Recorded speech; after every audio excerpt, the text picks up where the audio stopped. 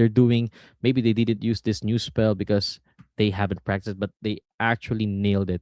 So what are your thoughts? Maybe is it something that they have talked about before the game starts, that they have this mirror spells, or it's just a coincidence at all? Oh, I'm wondering about that. I think that maybe it's gotta be a coincidence. I'm sure that in the Anichess community, there's maybe a lot of people trying to work out, like, what is the new meta? What is the best combination of spells? So maybe both of them have kinda decided that these spells might work really well together. This is another really interesting part of the game that, like, some spells, they're really good to use together. Like, you might want one that's for mobility, one that's for getting a lot of extra pieces on the board, Mhm. and one that's for attacking. So, yeah, this combination might just be what any chess players are deciding is the new meta. Yeah, exactly. And with Parker Mech, I know some of the viewers right now are actually wondering what Parker Mech is all about. It's transforming your piece into a knight. So let's say, for example, you use a chaos summon, and unfortunately, you get a pawn as you do that.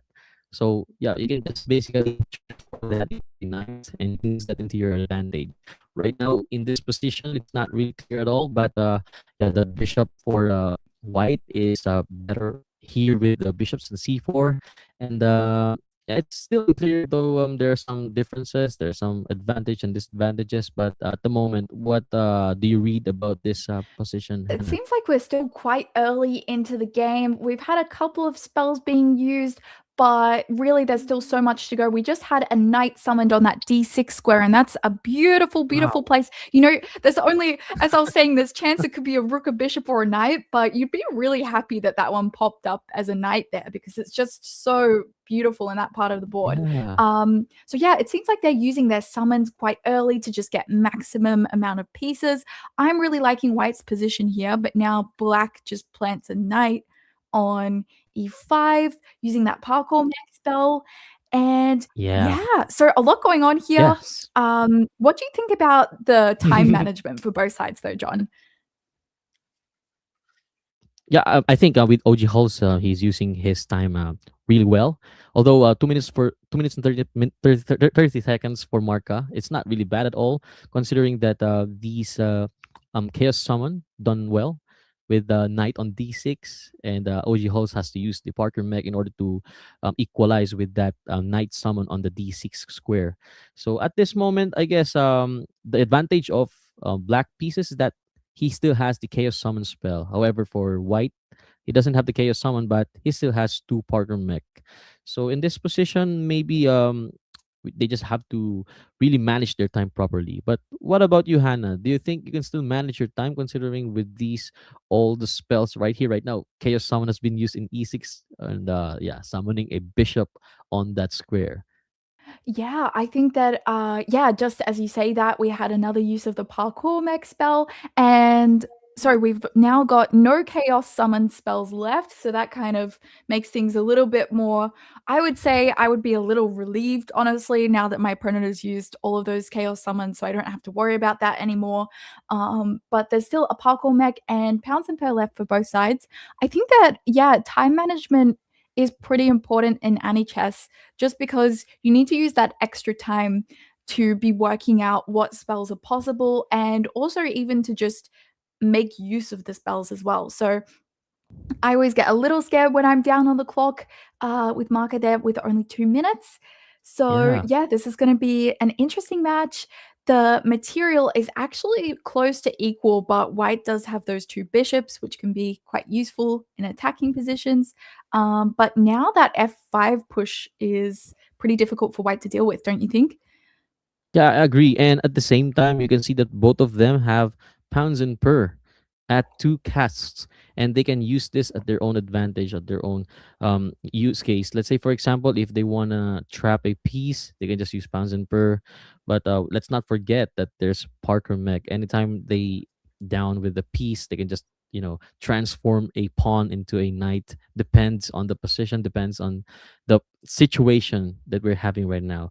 But with 1 minute and less than 30 seconds with Marka, I guess he should manage his time properly. Well, there's a 2 seconds increment, correct? But still, Yeah. it's not really, it's not going to be so useful if you're thinking like three or more moves ahead.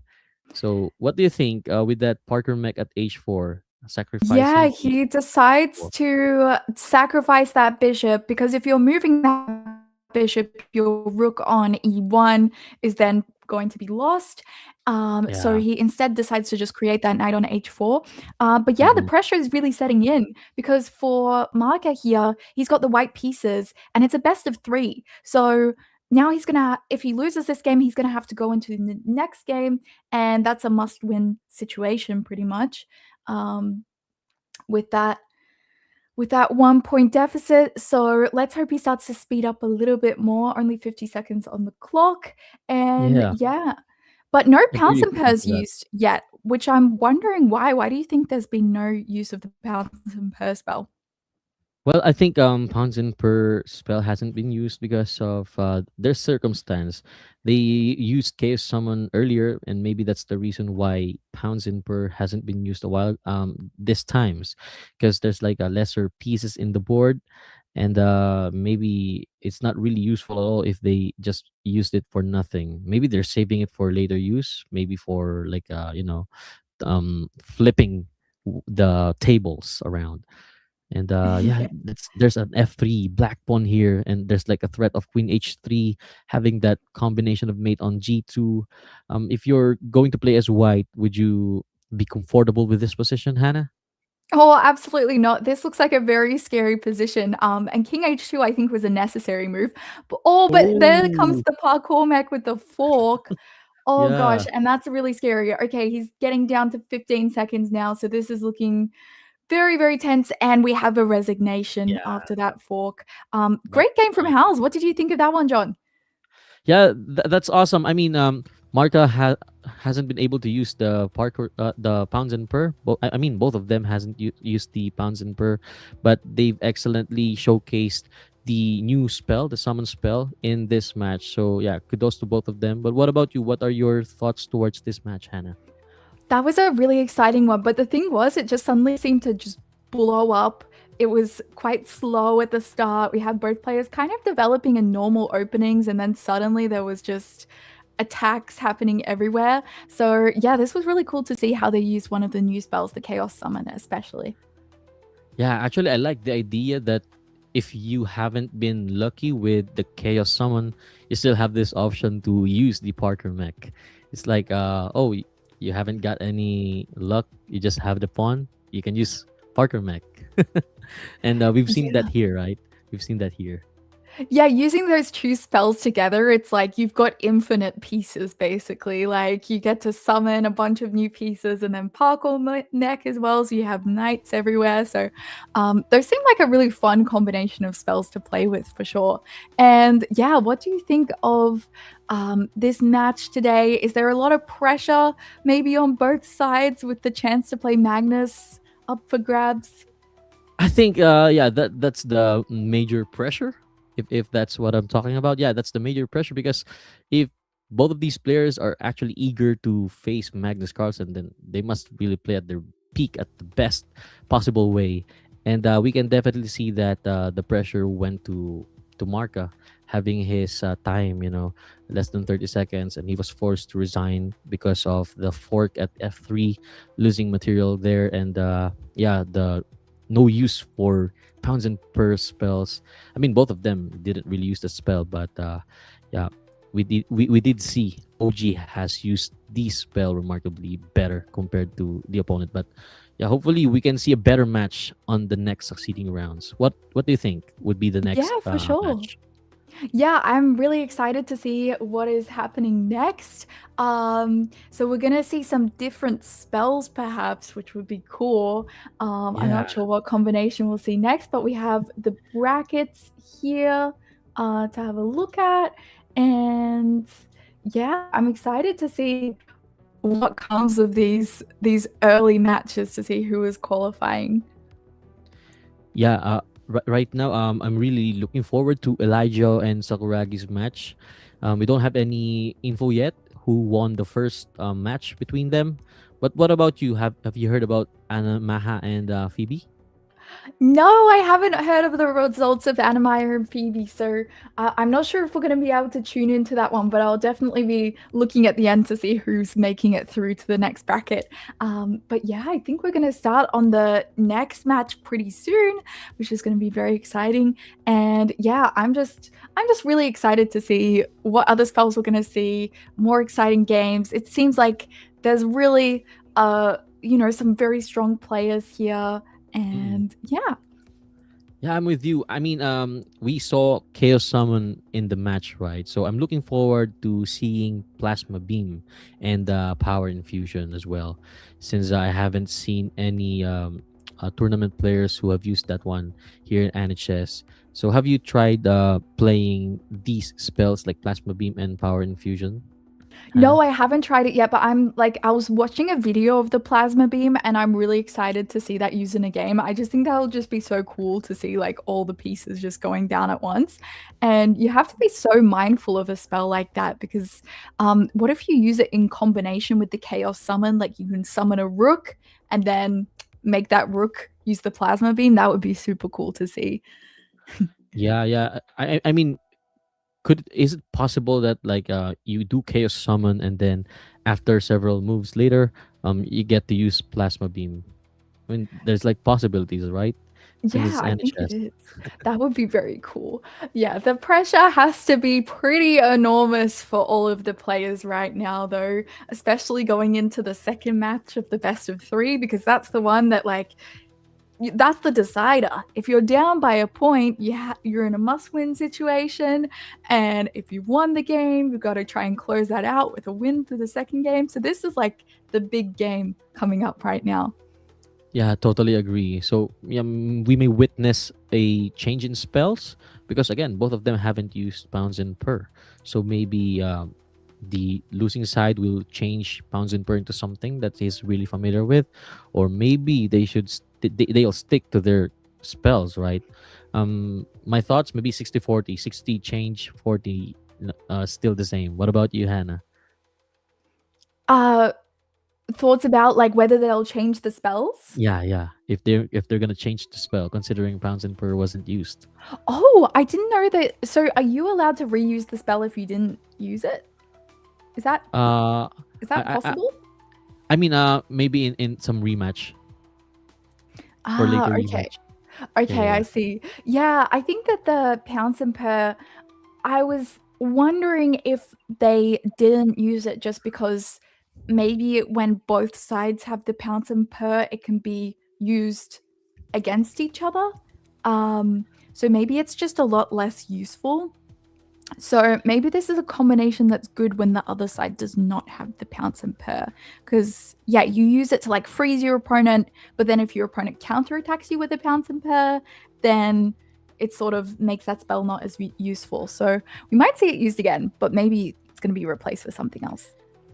Yeah, actually, I have a theory that maybe since pounds and per is something that is kind of difficult to use, they tend to use it at the first match, so that they Mhm. can use the best spells that they can actually use for the last match that they're gonna be having with. Maybe that's the strategy after all.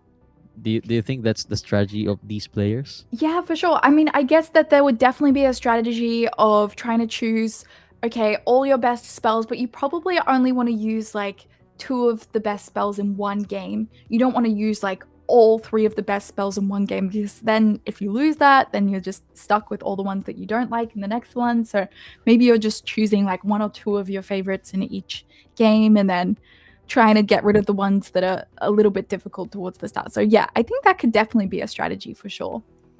Yeah, and speaking about that, maybe we can do some prediction. So, on my part with Marka, I'm guessing he'll be using Transcendence, and maybe there will be like a Slip, and maybe there's also a House Recruit. So, yeah, Transcendence is, yeah, that's a tough spell for sure. That was the one that always, when I was trying to play, that one confused me so much. and I was very happy in that game there was no transcendence because I didn't need to keep track of. This spell is crazy if you guys aren't familiar. It's one where pieces can kind of wrap all the way around the board and then appear on the other side. So that one is like you have to always be keeping track of like, can that bishop come around on the other side of the board and take my king?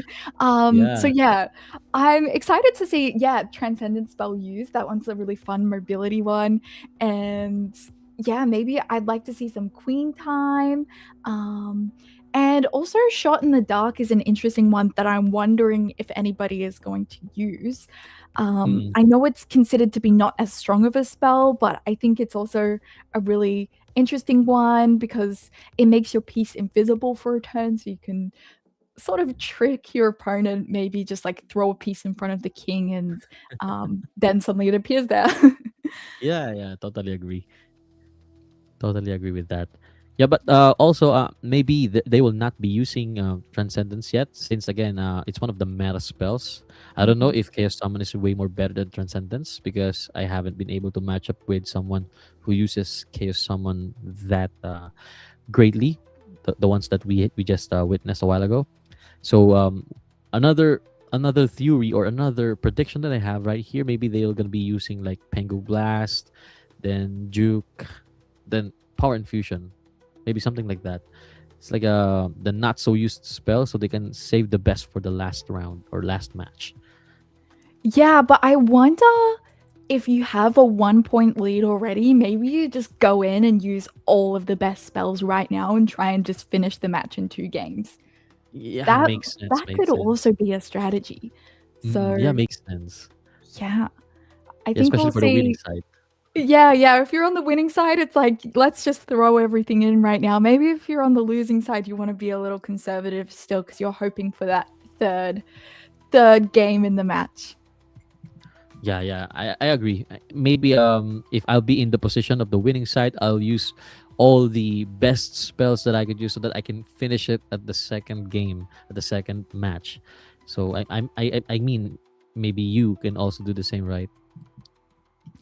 Yeah, for sure. So, yeah, I'm really excited to see what they're gonna choose. I think we should be hopping in to see another game soon.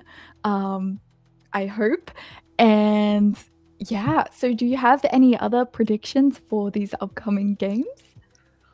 Yeah, right now when it comes to prediction, if OG managed to win this match, they'll be like having a third game, right?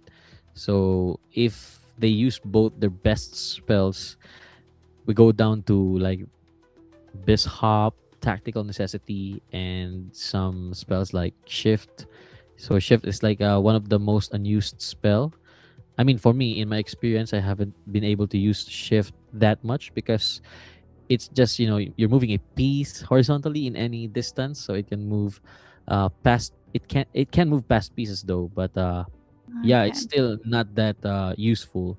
But if it comes down to that, maybe it's gonna be an awesome match for me. What about you, Hannah?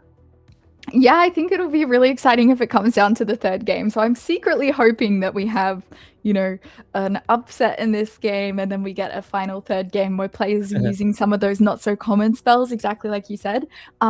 Yeah, so there's that shift spell and also the slip spell. Yeah, there's so many options of different combinations that can be used. But I think, yeah, if it gets to the third game, we'll really see some of those less popular ones, which will be very fun. Yeah, but for the meantime, maybe let's just have a quick break, some commercial break, and we'll get back. Make sure to grab your coffee, and we'll be back soon here. Anichess, Road to Magnus. The best chess player.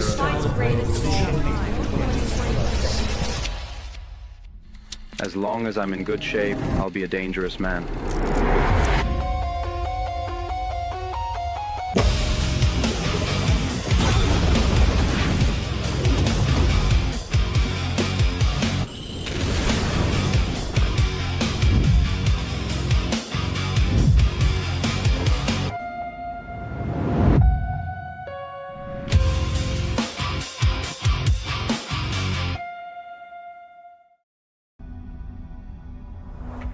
Step beyond tradition. With a drop of magic. Clash in epic battles, where magic reshapes strategy.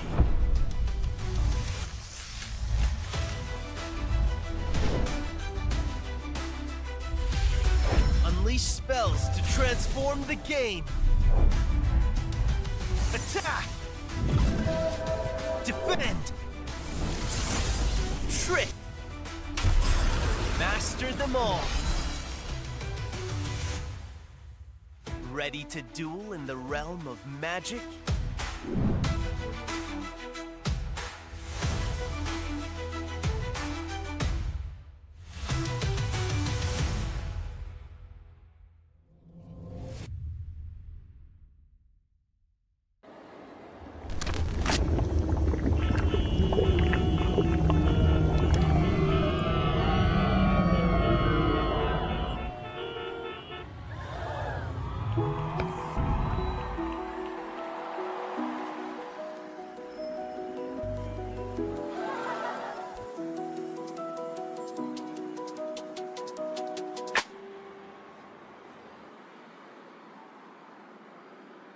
The best chess raider.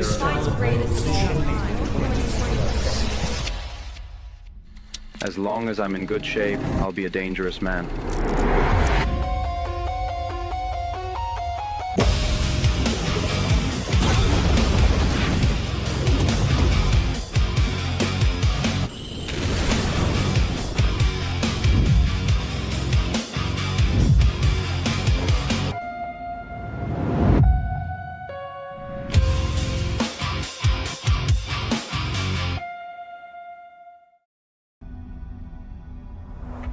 Step beyond tradition. With a drop of magic. Clash in epic battles, where magic reshapes strategy.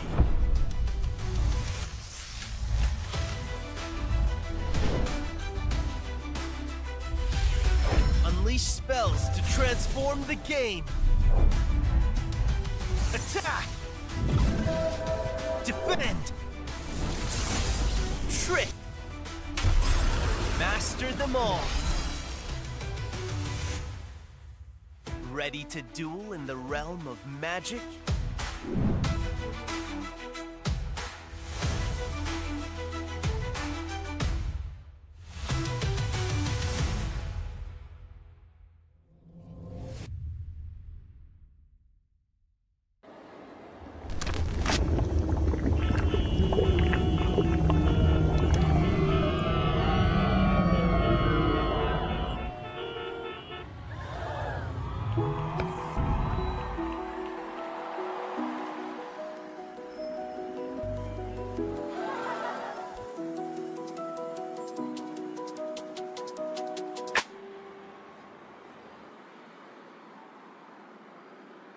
The best chess raider.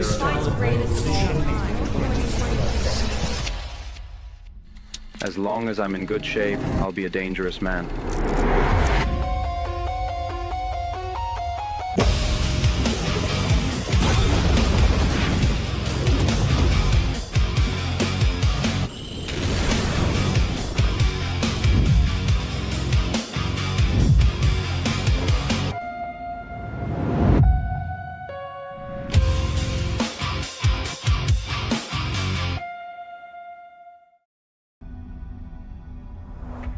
Step beyond tradition. With a drop of magic. Clash in epic battles, where magic reshapes strategy. Hello, everybody, and welcome back to the Anichess Road to Magnus tournament. We are going to jump straight into the next game that we have here. So we'll go over, and I believe the game has already begun. And Let's go. let's see what happens in the second game. I'm so Yeah. excited. Let's hop onto it. So excited. Me too. All right, let's see what these players have to offer for the second game. We are loading in, and I'm very excited to see the spells. We've had a lot of anticipation for Same, this one same. coming up. So here we go. All right. We All have right. all right, what do we have here, John? Yeah, for Marka, the spells are Tactical Necessity, Queen Time, and Power Infusion. However, for OG Hulls, he has House Recruit, Imposter, and Queen Time. Seems they have the same Queen Time and different two spells. So, what are your thoughts here, Hannah? Well, this is very exciting because unlike the first game, we actually have an imbalance of the spells, and we've already had a spell being used. We had the imposter spell, I believe. Or I'm not sure what happened there. There was something that happened there. And we had the power infusion as well. So power infusion is where you get to like level up your pieces. So a pawn can become a knight and rook, and I believe it ends at rook. So you can't get anything Yeah, stronger than that. Correct me if I'm wrong. that's correct. That's correct. Actually, Power Infusion also reduces the cost of mana, which is why it's one of the most powerful spell in my opinion and in my experience here in Anichess. One of the best spells that has been added recently, and we can see that both of them are really handling their time right now very well compared to the last match. We can see that Marga has, a substantial amount of time that's really, really far from his opponent. So right now there's like a threat on D5, and yeah, he did it. So what are your thoughts Yeah, towards this this is very match? exciting. This is definitely the pressure is on for Marker. He's in a must-win situation because it's a best of three. If he goes down in this match, then it's over. OG wins this one. So he's got a lot of pressure on, but as you said, the time usage is definitely starting off better. He's got lots of time on the clock. How dangerous do you think this current position is for White right now? Yeah, considering that that fort on D5, maybe this is going to be very difficult to have that victory, for a tie breaking match. But still, this is a magical chess. It's not your ordinary chess. It's any chess. It's full of spells. Anything can happen. So having this different spells with queen time as well, maybe Marker can, shift the match. So yeah, he can be down with this material, but later on, who knows, right? What can happen later on? But yeah, there is still power infusion, so he can still upgrade or promote his pieces. But for the black side, what do you think would be the plan here after that move D5 and capturing the piece on E4? Yeah, as you said, it's Anichess, so anything can happen. Things can get crazy now. So yeah, as you said, there was that fork in the center. So now things are opening up and getting a little bit crazy. That bishop is coming in. So yeah, it would be really cool just to see how all these spells are used together. He's got that queen time spell, which can be used at any point. I'm excited to see when that's going to happen because that can be a really strong spell. Only get to use it once, but there's a reason Yeah. why people love that one. It makes one of your pieces be able to move like a queen just one time, but it's just so powerful. Both players look very kind of in the zone, relaxed. Mark is there with the gaming chair. Um, how do you think both the players might be feeling right now? I mean, Marco must win this one, and uh, for both of them, maybe in the way they face in front of the camera, maybe they're both relaxed, while inside they're really pressured because again, this is a match that leads you to beating the possibility of beating Magnus Carlsen.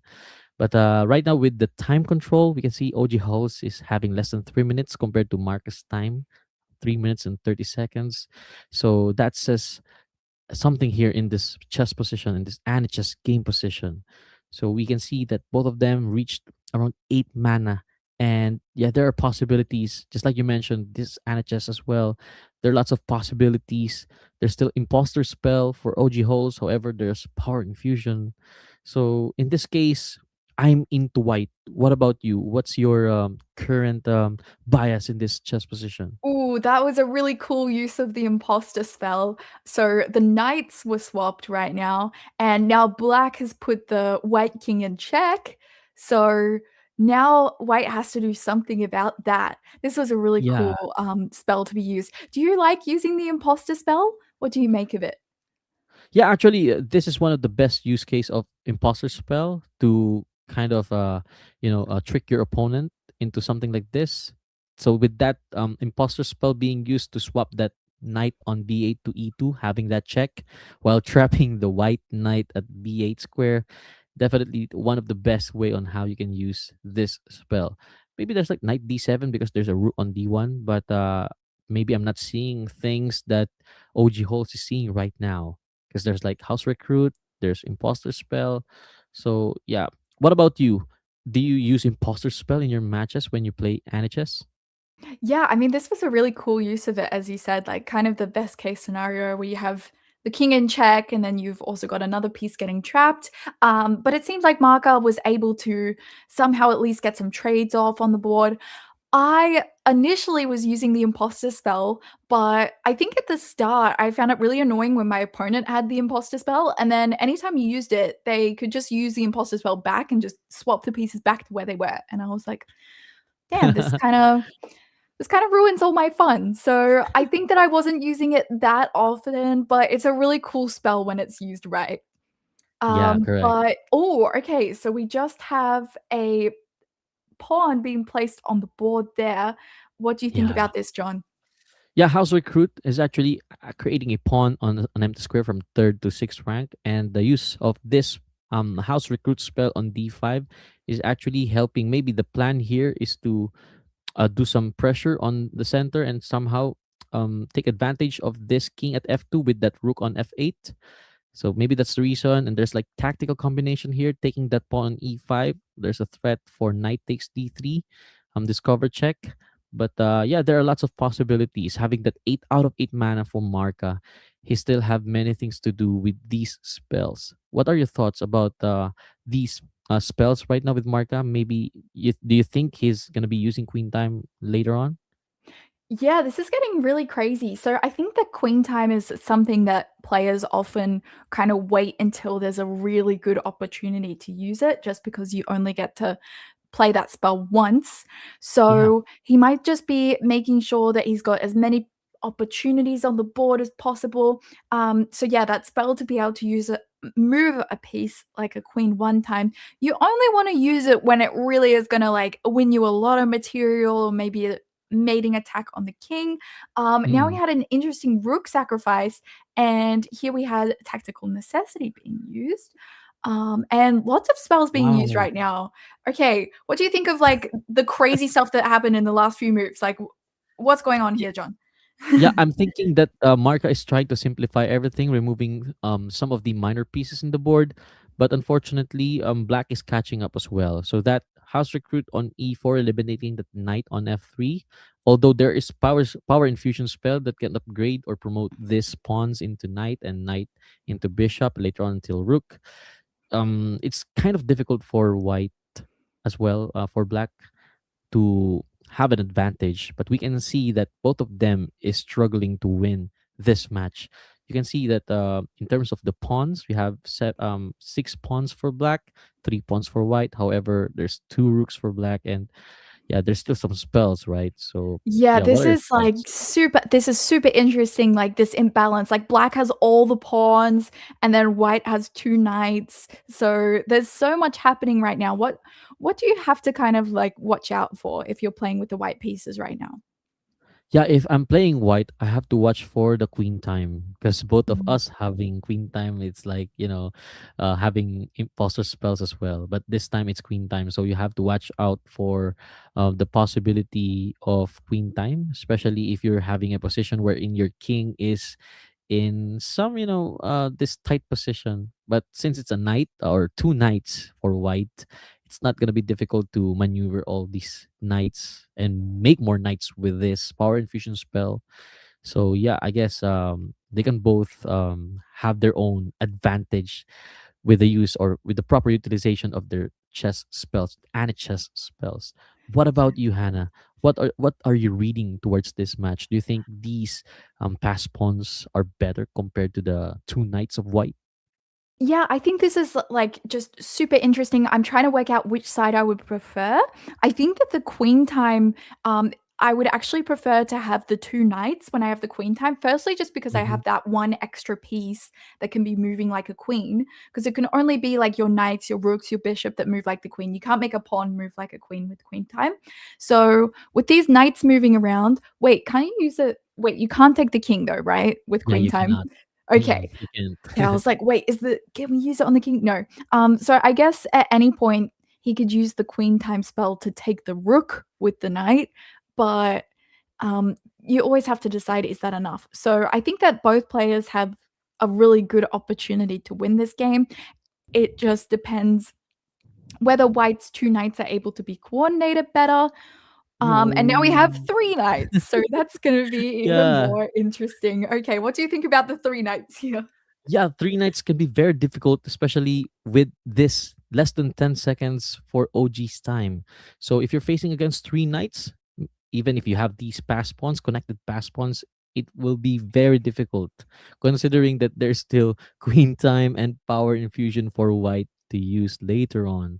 So maybe Marca has a possibility of winning this match, but yeah, black can still manage if he manages his time properly. But what are your thoughts here, Hannah? Do you think black can still win with this time? Well, black has 2 seconds left on the clock, so that's, like, some serious time struggle. I think that I would just favor white just because how do you even have the time to, select a spell? Oh, and Oh just as no. we talk about it, white wins, and House is not happy about that, but we are maybe a little happy about that because that makes the match all the more interesting. We have 1 point for each side. What do you think about that game? That was wild, wasn't it? Yeah, that was wild. I mean, yeah, they used the spells properly, and we've seen that they managed to. Yeah, although they haven't been able to use the queen time, but still, we saw their strategies. We've witnessed what happened in the game, and it was really strategical and tactical at the same time. What about you, Hannah? Yeah, I think that was super interesting. It was cool to see that there was 2 different sets of spells being used, and yeah, it was like the last game where there was, like, 1 spell that wasn't used at all. We didn't really have that queen time being used by either side, which is interesting because that was the spell that both of them had. But, yeah, the ability to create all those knights on the Mm-hmm. board, it proved to be very difficult to deal with. So I think that those spells where you can just make extra material, they're always just so fun to play with and so hard to defend against. But yeah, so that makes it 1-all, and the third game is going to be the decider. What spells do we think are going to be featured in the third, maybe?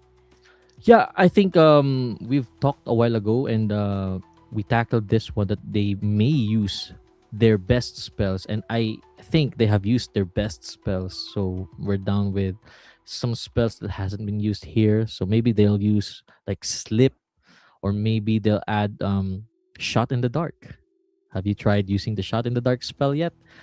Because it's one of the spells that is really tricky, and if you're not Yeah. really, you're not paying attention to the pieces in your board, well, you might be victimized by this spell. So maybe that slip, shot in dark, and maybe the other piece would be transcendence because it hasn't been used yet. But what about you, Hannah? What are your predictions with the spells? Yeah, I mean, we keep mentioning this transcendence spell, so I'm really excited to see if that one maybe comes up. And yeah, I do like all the penguin spells as well, so I'm excited to see if somebody uses one of those, just because I think they're very cute. Um, but the shot in the dark one is one that always made me kind of rage when I started playing Anichess because it makes a piece turn invisible, and they can like move it wherever they want. So there was a few games I Mm, lost. I'm up heaps of pieces, but then they use shot in the dark and like just attack my king and then I lose. So nice yeah, surprise. that one's always fun to watch, but like good players, they kind of know how to predict where the players might be putting their pieces. So Mm, that would be really cool to see how the strategy goes with that one. But yeah, there's a lot on the line. This is the game that will decide whether they advance towards playing Magnus or whether they just, enjoy their check coins and rest for the rest of the night. Oh, by the way, as we talk right now, they are having their third match. Awesome. Let's check it out. Okay, okay. Yeah, we have some we have some we have some misunderstanding and miscommunication. So that was their game 3. Oh, that was their game 3. That Oh, was their game 3. okay. So what was the final score? So 2-1, Marca won.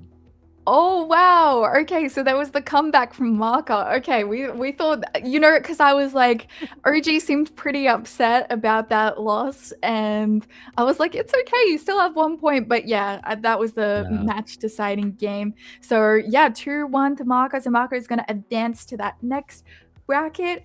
And yeah, do we have the results for the rest of the bracket available? Yeah, Maybe we let's can jump take onto a the look at tournament those. bracket. Yeah, let's see Yeah. it. Okay. So what do you make of this? Yeah, right now we have Meow against Dreams here on the right side, and yeah, Marco won against OG Halls. We have Elijah 1-0 against Sakuragi. Lirek against Chessborn. Yeah.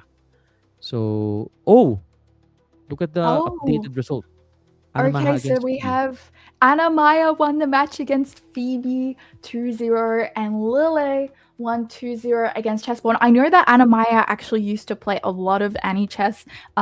We were Wow. kind of like grinding Anichess around the same time, like trying to Good reach, for her. I think it was like Congrats. 1600 elo on there. So yeah, she's a pretty experienced player, and Lily also a super strong player. So I'm excited to see who's gonna win between the two of those. If you don't know, Anna Meyer is a woman international master. Wow.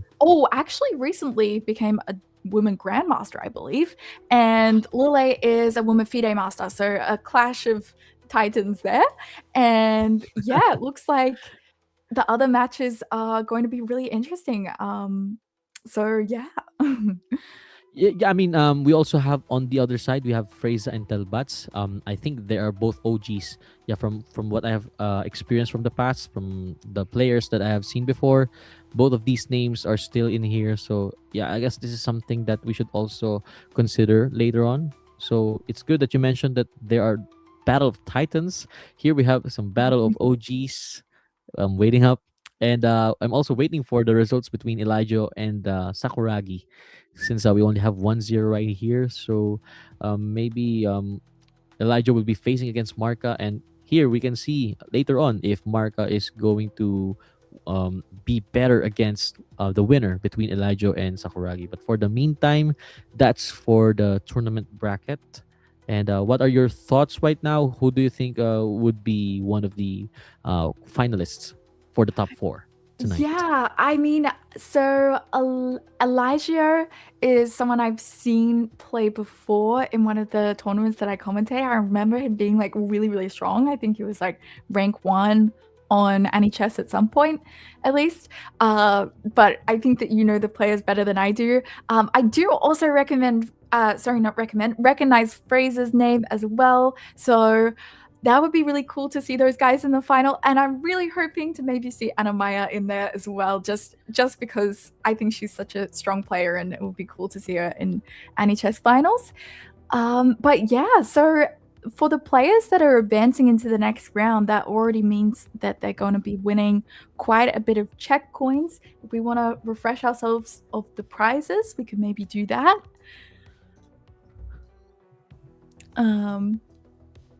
Or not, that's also okay. Yes. Maybe we can quickly flash it. Yeah. Yeah. For the prize distribution, again, it's a total of 100,000 check tokens or coins. From first to fourth, they will be bringing home 10,000 check.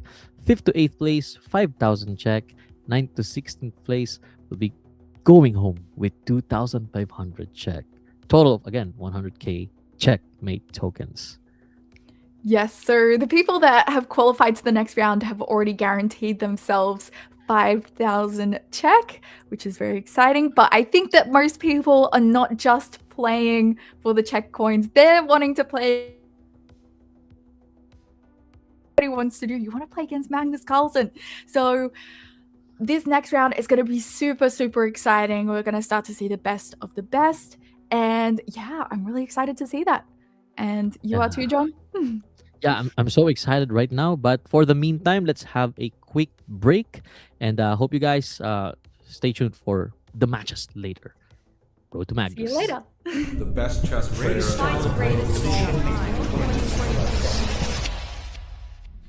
As long as I'm in good shape, I'll be a dangerous man.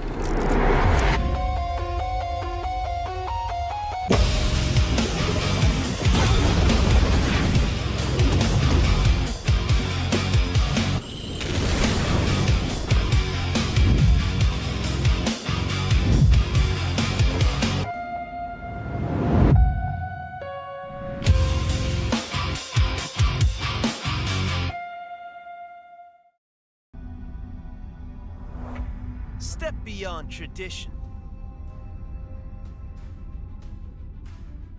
With a drop of magic. Clash in epic battles where magic reshapes strategy.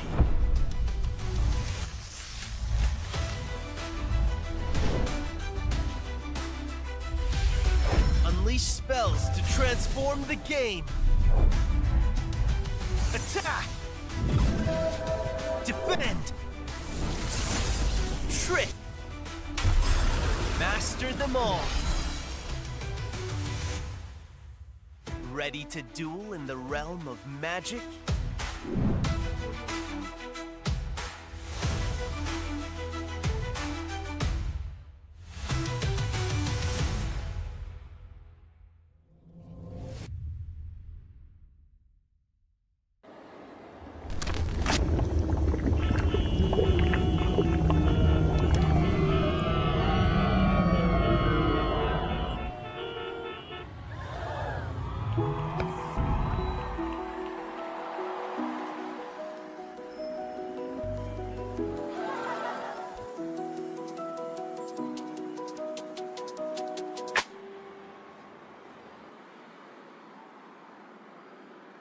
The best chess player.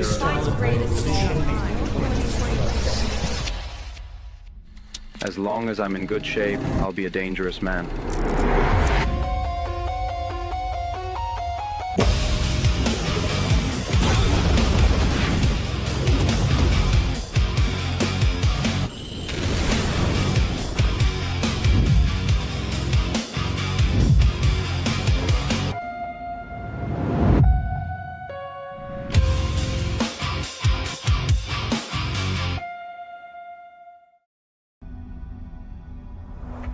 Step beyond tradition. With a drop of magic. Clash in epic battles where magic reshapes strategy.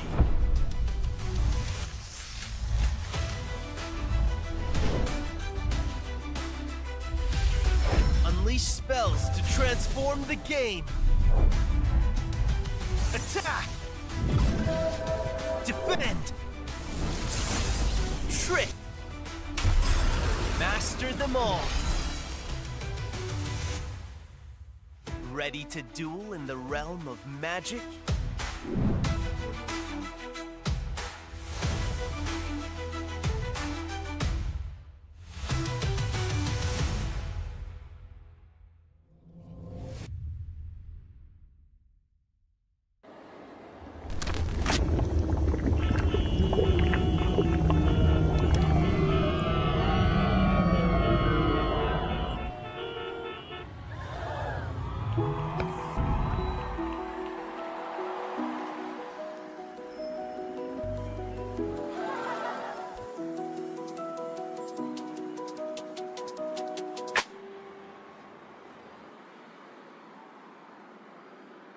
The best chess player.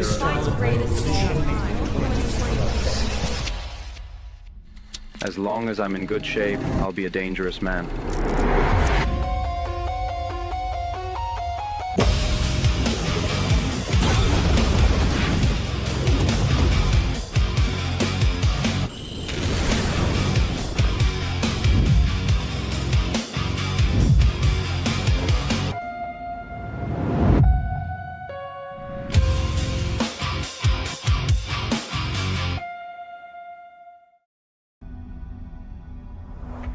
Step beyond tradition.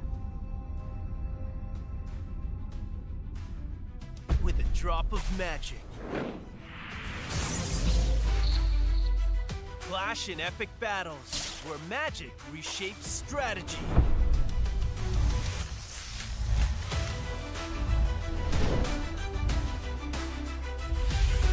Unleash spells to transform the game.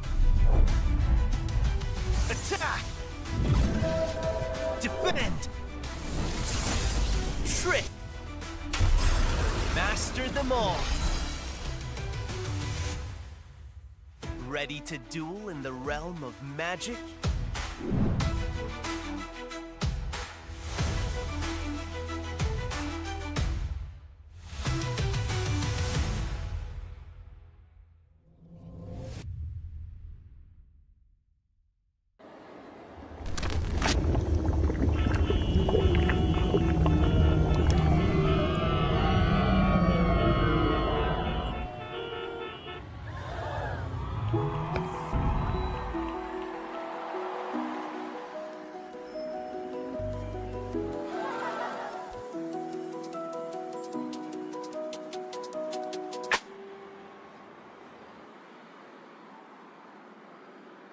The best chess player.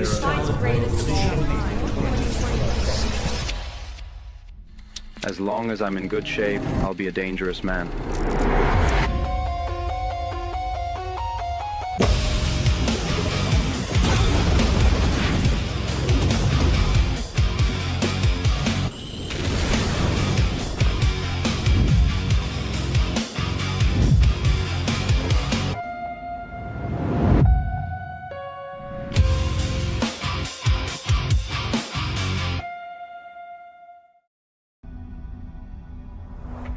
Step beyond tradition. With a drop of magic. Clash in epic battles, where magic reshapes strategy.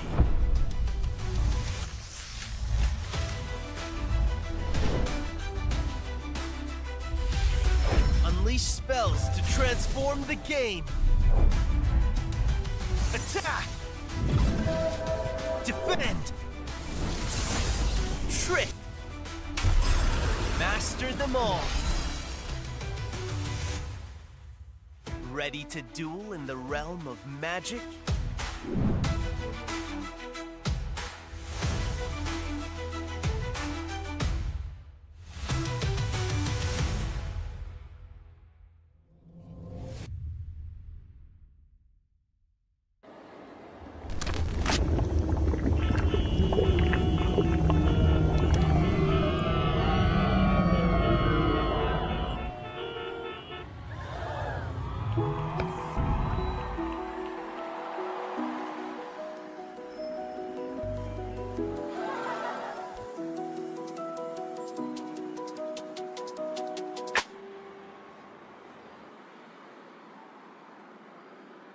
The best chess player.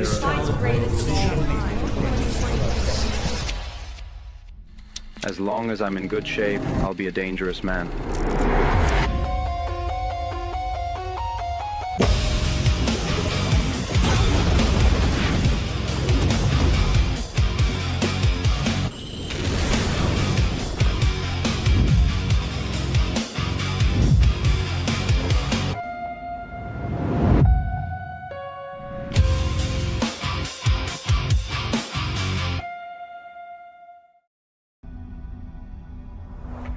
Step beyond tradition. With a drop of magic. Clash in epic battles, where magic reshapes strategy.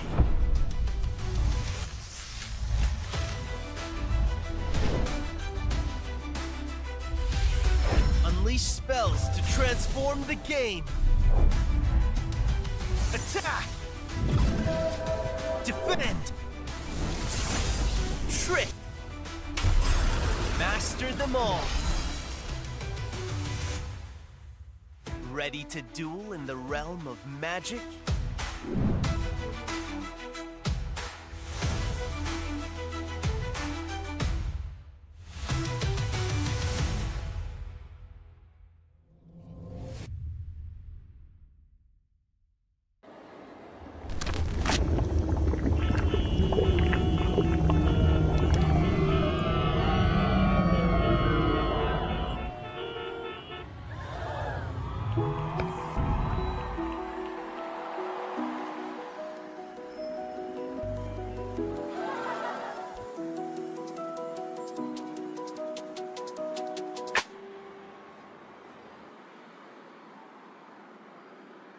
The best chess player.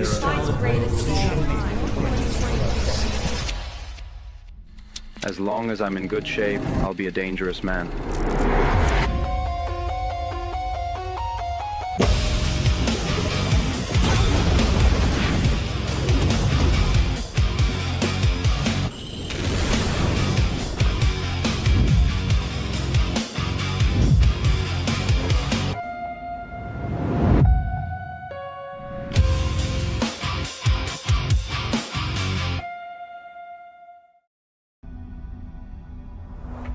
Step beyond tradition.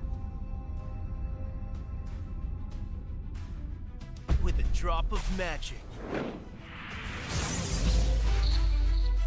Clash in epic battles where magic reshapes strategy.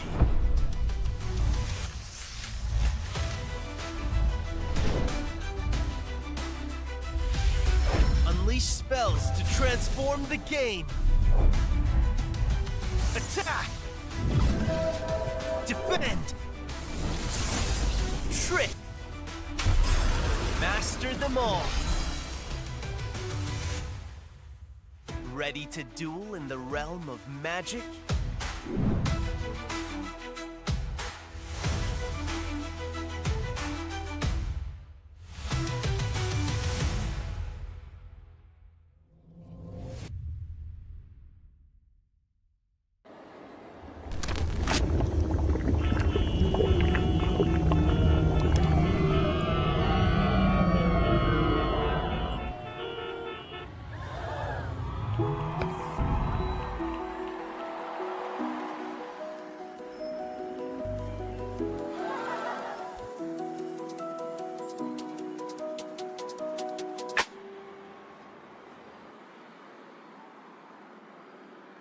The best chess player.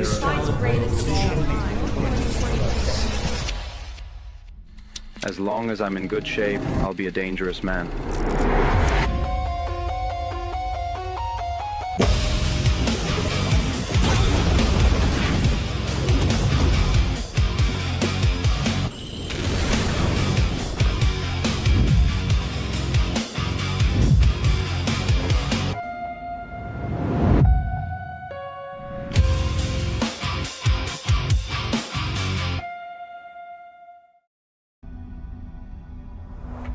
Step beyond tradition. With a drop of magic. Clash in epic battles where magic reshapes strategy.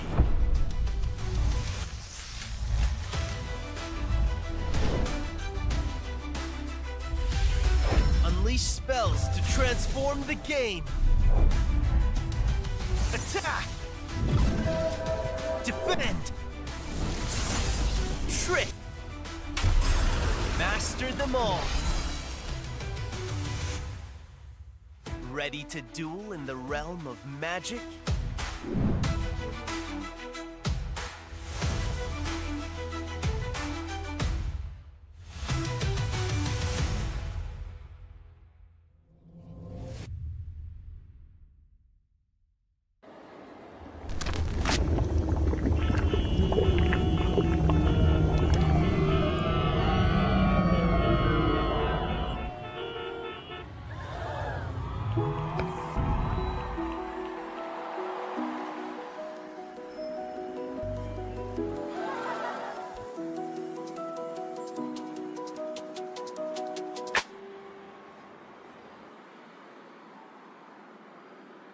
The best chess player.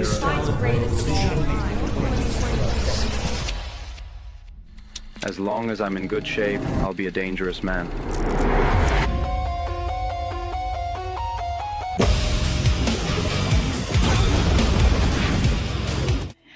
Welcome back, everybody, to the next part of the Road to Magnus and Knockouts. We are now in the group of 8, getting closer and closer to those who are going to go on to play Magnus in the grand finals. This is going to be super exciting. I'm here again with John. What are Hi. your predictions for this match, John? Well, yeah, we've been briefed that we're gonna be replaying and commentating with the match between Anna, Maya, and Lilek. and you told us a while ago that it's going to be a battle of titans. So right now, I'm gonna be biased towards Anamaya. If you're gonna be Yes. asking me, Yeah, this is going to be a super exciting match. As I said, both players are titled players, but I believe Anna Maya has had a little bit more experience with Anichess and yeah, has played it quite a lot. I'm really excited to see what spell combinations they use and yeah, also just how it's going to be different from those like OG players as well that we've spectated before. But yeah, correct, this correct. is really exciting. And the pressure is on, isn't it, John? Yeah, actually, the pressure is on that even these other players right now they're not yet done with their game. Maybe they're doing their best to get this opportunity to face against Magnus on Tuesday. So yeah, it's really interesting to see these players how they're gonna be able to utilize all these spells, the classic and the new spells as well. So yeah, maybe in a few seconds we're gonna be hopping on to Anamaya against Lilek's Anichess match. Yeah, let's hop over whenever we are ready. But yeah, this is super exciting because it's not just your usual average matchmaking. We've got some very strong players coming over here, and both of these players kind of dominated. They went 2-0 in the first match, so both Damn. players seem to be quite strong, and I'm really excited to see who comes out on top in this one. Yeah, quick question, Hannah. Based Yeah. on how you've known Anna and Lilik, do you think they're both aggressive or they have their own distinct Oh style yeah, when it yeah. comes They're to both like NHS? really aggressive players. I played against Anamaya Oh, and Lillet, and they both love to attack. I would say Lillet is a little more solid, and a little more principled. But Anamaya is like really known for creative, aggressive style chess. So I'm interested to see how that transfers to Annie chess, whether she has that yeah. like same aggressive style. I have a feeling the answer is going to be yes.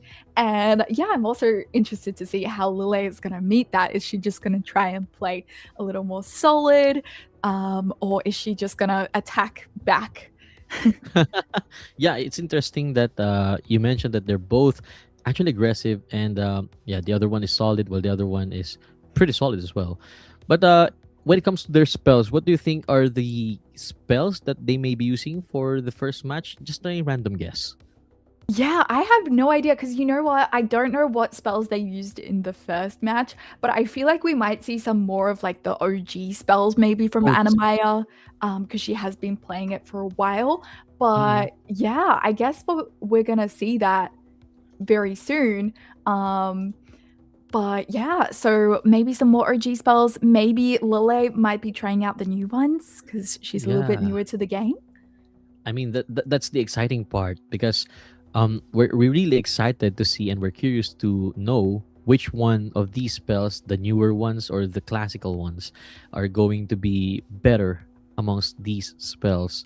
So yeah, hopefully we get to the match. But right now, if I will be the one to have a like a prediction which one of these players are going to face Magnus, even though it's like really really far right now. I'm actually leaning towards still Elijah, even though it's far, right? It's still far, I know, but I'm leaning towards Elijah. What about you? Which of these Yeah, players? I mean, I definitely agree with you. I think Elijah has a great chance. Very strong player and has done super well in a lot of these tournaments before. So I think Yeah, I'm just going to have to agree with you here and just say probably Elijah might be one of the people to face Magnus. But there's going to be four of them. So yeah, there's not just one. Thankfully, there is four, and maybe one of them is going to be one of the players that we're looking at right now. So let's hop over to the game between Anamaya and Lilek Karidze. And yeah, here we have the board, and let's look at these spells they're using. What do you think about these spells, John? wow, for Anamaya, we have Partner Mech, Chaos Summon, and Queen Time. Wow, it's my first time seeing Ooh. these two spells together. While for Lilac, we have Bishop 2.0, Pengu Dive, and Queen Time. Both of them having Queen Time, but different on these two other spells. So they have the Mhm. Sicilian setup.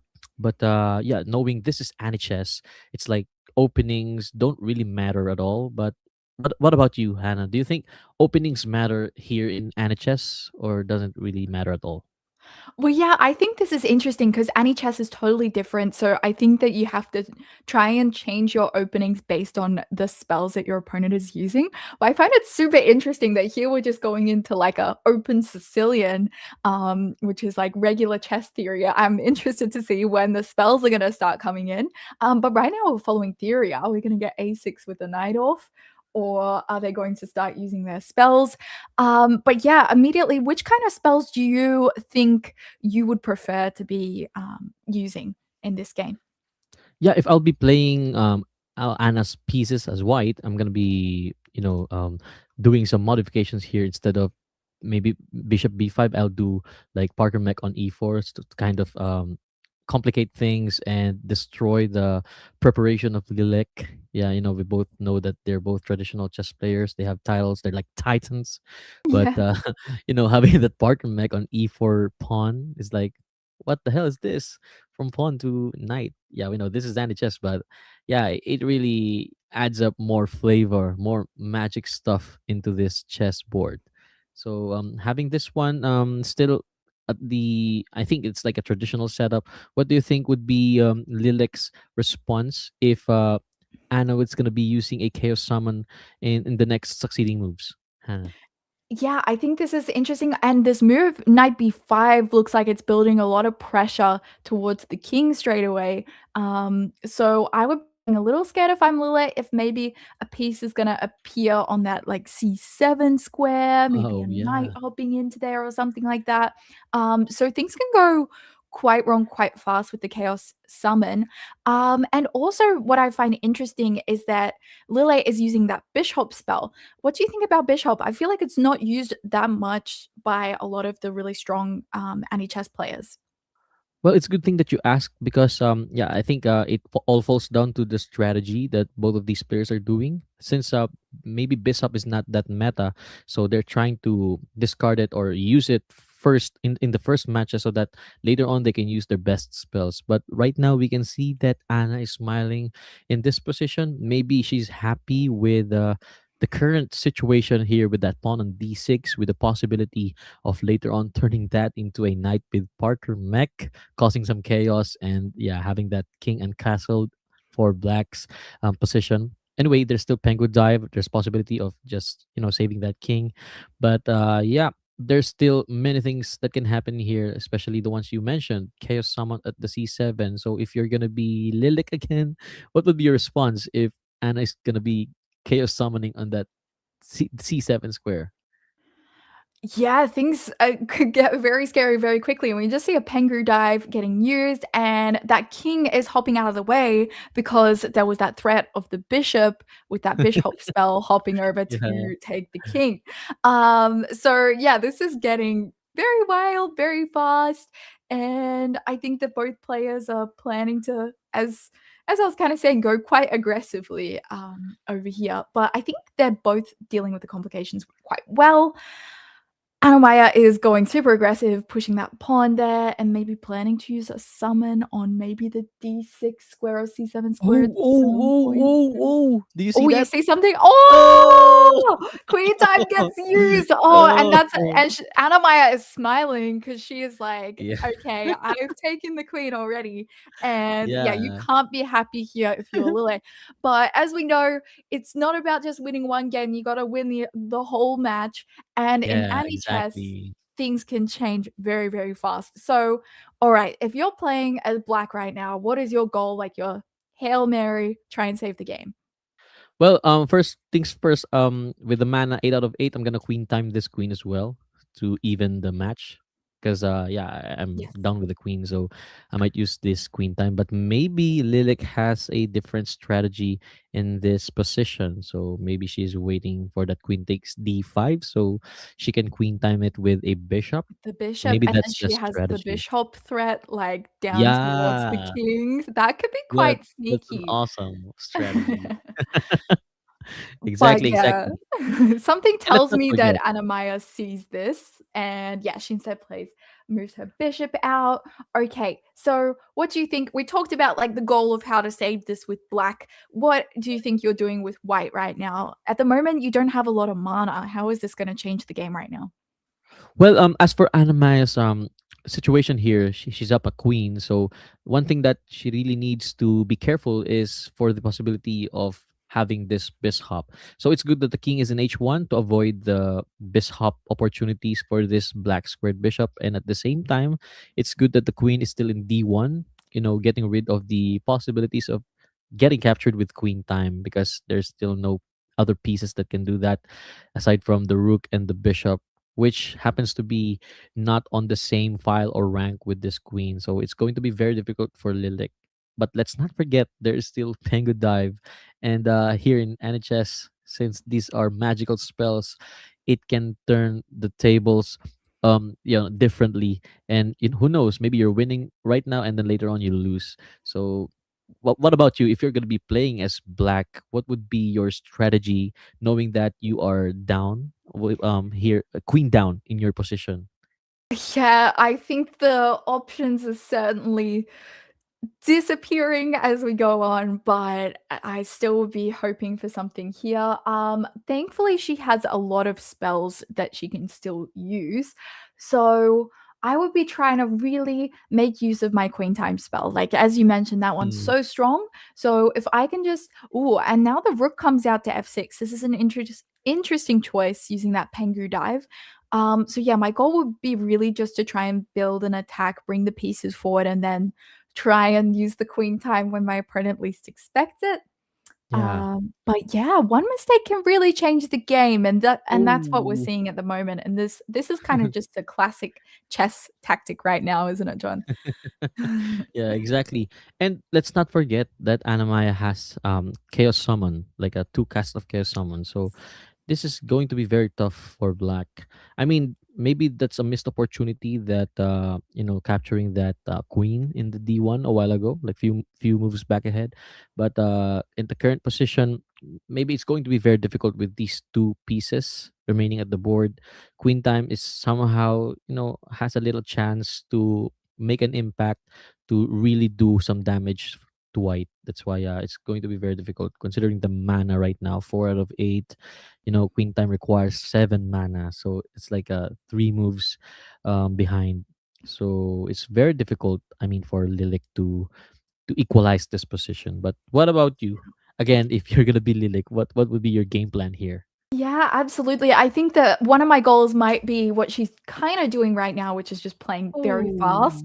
Oh. But here come the checks, and yeah, things are starting to get really scary over here for black. And I think that maybe we're going to see a resignation soon, but it's never Yeah. over till it's over, is it? Yeah, it's NHS. Anything is possible here. There's still queen time though, but it's only for the rook. Unfortunately, after the capture of rook, I don't know if how you can promote aside from putting it at the edge of the board. But right now, yeah, I guess there will be no use for bishop because there's no bishop for black anymore. And Penguin Dive doesn't seem to be, offensive at all, because it's like king against these bunch of pieces in the board. So I guess, yeah, we're waiting for a resignation. Yeah, this is definitely like the brutal side of Anichess, where suddenly one side is left with a king, and all the spells are kind of useless. Useless now because there's no pieces that can do queen time. And there we go. We have the resignation, and Anamaya wins the first game. Well, that was a Yeah, crazy congrats. one, wasn't it, John? What do you think about that? We've got some, chess masters trying at Anichess. What do you think of it? Well, first things first, I just realized that I knew Anna Maya. We've been in the casting before, so I kind of know her. I just Yeah. forgot her name, but it's good thing she's back here, and she performed really well with all those spells. I mean, yeah, Chaos Summon for like maybe less than a month of preparation of experience, and she managed to use it in a match like this one. And considering both of them are title players, they really did well. It's just maybe um there's like miscalculation there. But what about you? What are your thoughts towards this match? I mean, it was clearly the queen time that was the big deciding factor in that game. The one time Mm. that Anamaya was able to use the queen time, and use that knight to take the queen. And that's how strong this spell can be when used correctly. And yeah, like you said, it was cool that we got to see her use Chaos Summon. Um, one of the newer spells as well. And yeah, Lille had a tough match. I think that maybe the spells that she used weren't weren't going up against Anamaya's spells very well, just because Anamaya was able to just put a bunch of pieces on the board and attack really fast, which is probably what she likes doing. So yeah, do you think we're going to see a big retaliation from Lille in the second round? Definitely. Yeah, based on the information that you have shared a while ago, I'm thinking that there will be retaliation, like a complete overhaul with the spells. I know you cannot use the spells you have used from the game one and game two to the game three, but definitely maybe they're gonna be using their best spell combinations here. So yeah, you mentioned that the deciding factor here in this match was the use of queen time. So I'm Lilith. Her Sorry, name sorry. is Lille Karidze, Lilith, so yeah. like yeah, I guess it's Lille. Yeah. Oh, yeah. Yeah. Lile, yeah. Maybe Lile missed the opportunity to Mhm. capture back with queen time because yeah, if you have the opportunity to use that against a queen, I guess yeah, that's something that Yeah, that missed was like a really opportunity. important point in the game that that queen time was missed to retaliate for Lille. Um, but yeah, this was a tough game for sure, and this second game is going to be all the more important because that is really going to decide the match, whether Anamaya or Lille is going to get one step closer to playing against Magnus. So yeah, as you said, we might see a big retaliation from Lille, and Anamaya has now used some of the stronger spells in that first game there. So I'm interested to see what she's going to choose in the next one. Yeah, and speaking of choosing of spells, maybe we can hop onto the spells page so that we can, do some prediction with which spells could be Yeah, used let's in the take a next look. matches. Because yeah, for the white, she used like queen time. What else? She used power. No, chaos summon, and then the other one was I forgot. Parkour mech. I believe she used parkour mech. Was it Parker? Yeah, I guess that's Parker Yes. Meg. So, first, my prediction would be for the second match, since they're gonna be using their best spells. It must include transcendence, and then Sure. maybe power infusion, and yeah, just to balance this one, maybe we'll get to see a tactical necessity. Yeah, that's for Okay, my interesting. prediction. I Yeah. feel like tactical necessity is a spell that like only really experienced players seem to use. Like I remember when I started Mm. trying to learn Anichess, I could never really understand tactical necessity. So I'm interested to see if that one's going to be used. And then for Lille, she used Bishop, she used the Pengu dive, and then also Mm. the Queen time in the first round. So she has a lot of options for what she can choose in this next round. But yeah, still we haven't seen Transcendence yet, so I'm interested to see whether we'll get to see that for the first time tonight. But yeah, Yeah, I'm curious if they're gonna be using plasma beam, considering the acceptance of the NHS community towards this spell. Because of how powerful this spell is. Like the rook fires a beam, including the diagonal, destroying everything up to 4 squares. Before it was the entire diagonal, but it was nerfed up to four oh squares. wow, yeah. The entire diagonal, that might be a little too crazy, but yeah, I'm really excited to see that one in action, like to watch that in a Yeah. live game. That'll be so fun. So yeah, I really hope that both players choose some like aggressive spells and we hopefully see a really exciting match for next. But I think one of the interesting things about this game was that they used normal openings, and that's gonna maybe happen in this game too, or maybe not. Let's see what happens. We'll jump over to the game now, which is about to start. And yeah, let's see what happens.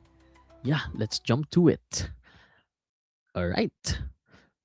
So let's discuss first the spells. So for Lilik, she has Parker Mech, Shot in the Dark, and Power Infusion. While for Anamaya, she has Shot in the Dark, House Recruit, and Transcendence. Wow. What are your thoughts towards Okay. these spells?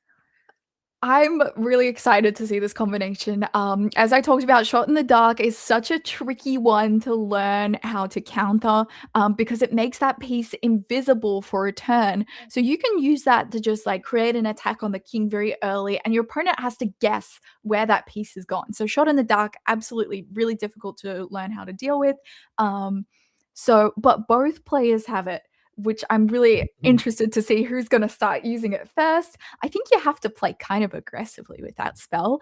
And yeah, then we have Transcendence from Anamaya, which means that the pieces can transcend all the way to the other side of the board. So Lillet is going to have to watch for the diagonals, especially. And yeah, Parkour Mech and House Recruit as well, two very classic popular spells and that power infusion from Lillet. But yeah, what do you make of the opening so far?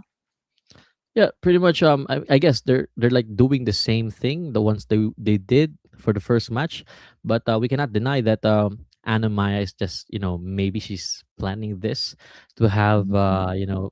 to trick Lilik that this is just normal chess, but after Yeah. several moves, since she managed to get some mana, she can cast like Transcendence, transcending over from h5 to a4 b3, getting that queen. But there's Mhm. also a possibility of power infusion as well. Whenever Lilik reaches 8 mana, she can actually promote a piece. With that pawn on d4 can be a knight.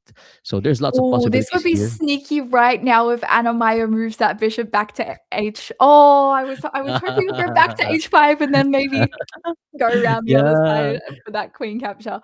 Oh, because that would be very sneaky. But we had Shot in the Dark, which I think that bishop. Do you think she's put it on D1 to attack the queen? There are options like that. I mean, there's a possibility that it could be put it in D1 square.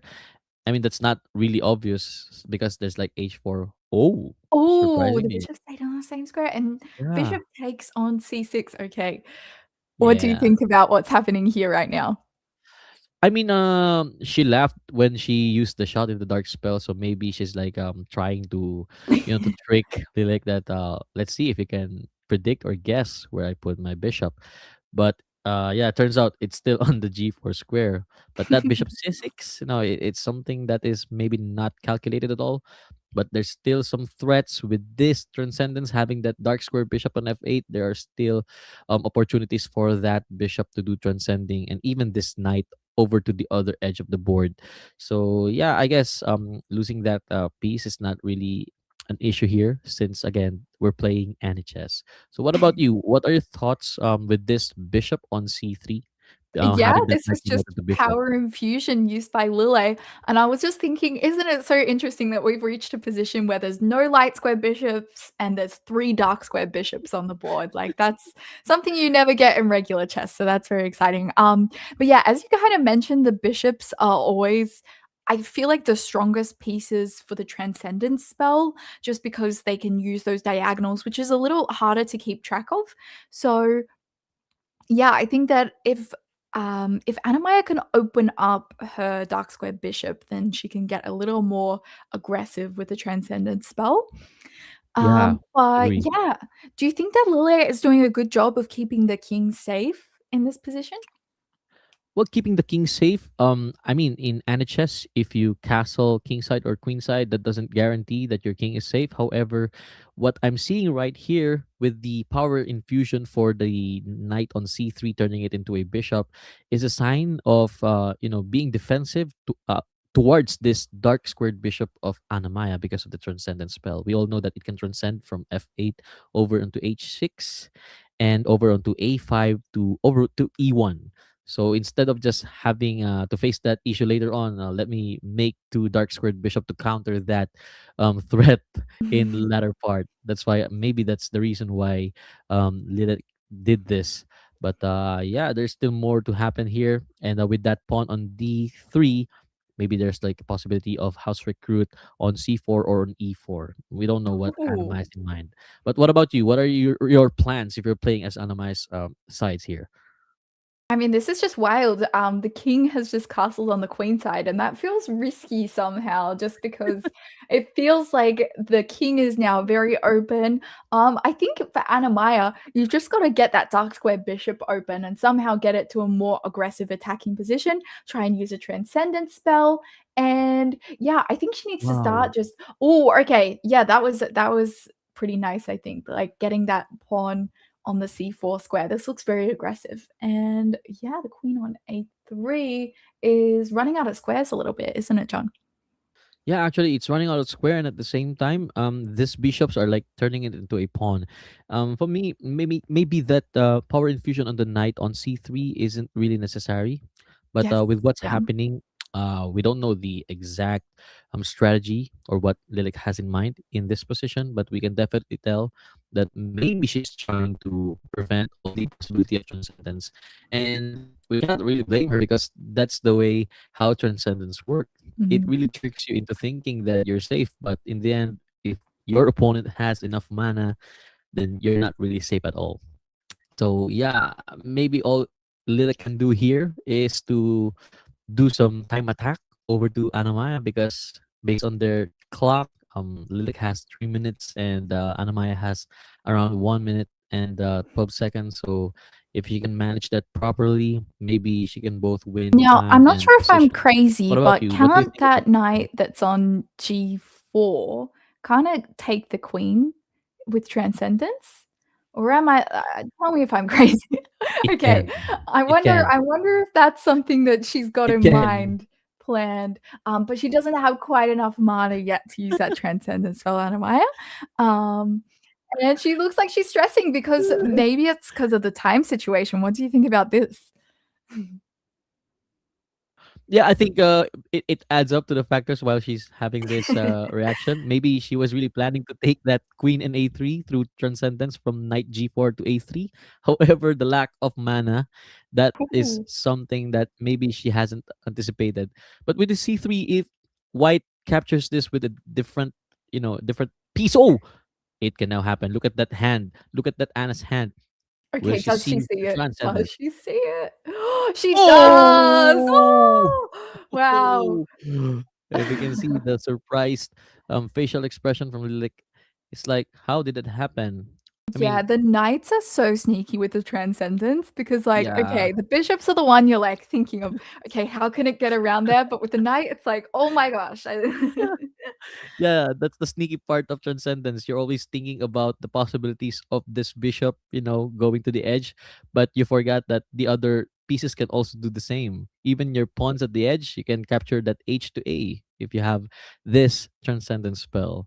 So right now, do you think White can still survive this position? I mean, white does have a lot of knights in this position, which is something we shouldn't overlook. Yeah. If she can start just bringing all of and I feel like that's a little risky, right? Capturing on A3. I would almost just wanna leave that there and hope to survive, but, Lille wants to take as much material as she can, and yeah, this is super interesting. She has a lot of pieces, but that king is really unsafe. Um, do you think that white can survive this one? Yeah, to be honest, this is really a risky situation that you don't want to be in. And even though you have a shot in the dark and power infusion, considering that this queen is invading your castle with all those rooks, having it the best file possible file, definitely it's going to be very dangerous for white. Even though again, she still has this shot in the dark and power infusion, so I don't think this is going to be safe for white. But Yeah. a big but, considering the time difference, maybe she still has a chance. Yeah, you can always at some point use that shot in the dark spell if you're really wanting to get rid of that queen and like use your king to attack the queen and just take the chance that, okay, maybe I'm gonna lose my king right now, but maybe I'm gonna win the queen. So this one is definitely one you can always use as a very tricky last resort. Anamaya is down to 15 seconds though, which is very, very low. Let's see how she Yeah, manages this. let's see if she's gonna be clutching. Actually, she missed the transcendence. That queen C, going horizontally to the other edge, taking that H4 knight. But maybe we're seeing a Ooh. different thing. Maybe she wants to kingslay the opponent here. Yeah, I think she is just running low on time and trying to attack as quickly as possible. And the problem is, oh, and she does do this trick where she's gonna try this. And okay, yes, that was a good response by Anna Maya to bring the queen down to a different square. And now the king is running. Okay, do we Uh, shot in the dark? Oh, okay, she now starts it picking up would been all the captured. pieces. Yeah, how many moves do you think before White resigns here? Oh gosh, I don't know. I don't know if you resign this one as white. I think you keep trying just because she has so much more time. You never know. Okay, what do we do now? Um, okay, Yeah, I black is mean, getting the there's check. like a possibilities like shot in the dark, the way she used it a while ago. Maybe Yeah. that's something that can be used to kind of lure this black queen. And who knows? Maybe that could be the key in order for this position to be converted from getting this losing position into a winning position. Who knows? This is not Yeah, this at is all. super crazy though, and you have to keep watching out for the transcendent spell as well, which I found is always so difficult in low time. And now she upgrades Ooh. that bishop to a rook. Um, so this is getting more and more interesting by the moment. And okay, that pawn is pushing. How do you stop Yeah, that it's gonna be promotion? promoted. It's I gonna don't know be if you can. promoted. Yeah. So it's Okay. really, really difficult for White. Although again, yeah, she managed to use the power infusion. However, yeah, it's two rooks against two queens with pawns. So wow, Okay. She used the shot in shot the in the dark. dark. And now Anamaya has to make the right move, and she does. That's a great move. It was predicted. That's great. And there's So no there's no stalemate, by the stalemate. way. There's There's no no stalemate. stalemate. So, there's gonna be a king slay. Wow, what a Yeah, what a nice match. Awesome Yeah, match. what did you think of that one, John? Yeah, I mean, it was really a beautiful showcase of these spells, and we've seen that yeah, until the end, Lyric tried to fight back, but unfortunately, those spells really dominated her pieces. But what about you? What are your thoughts? Yeah, I think that this showed the power of the Transcendent spell. But yeah, this was a super exciting one. But I think we're going to hop over for a break in just a moment and come back with some more games. Yeah, see you again later. The best chess player.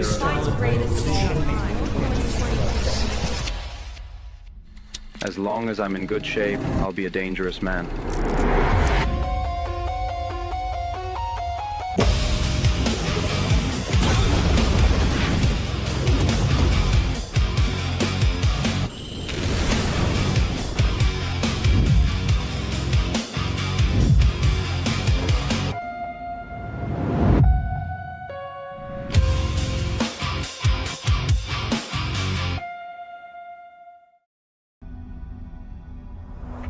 Step beyond tradition. With a drop of magic. Clash in epic battles, where magic reshapes strategy.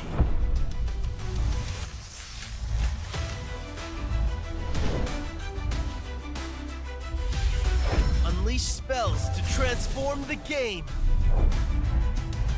Attack! Defend! Trick! Master them all. Ready to duel in the realm of magic?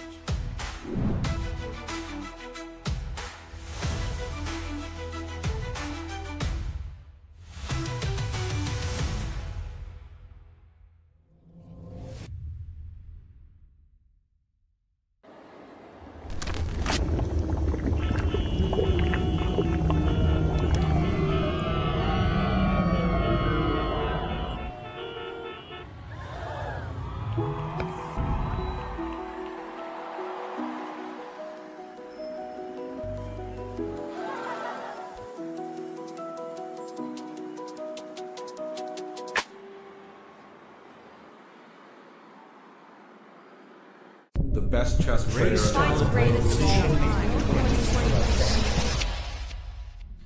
As long as I'm in good shape, I'll be a dangerous man.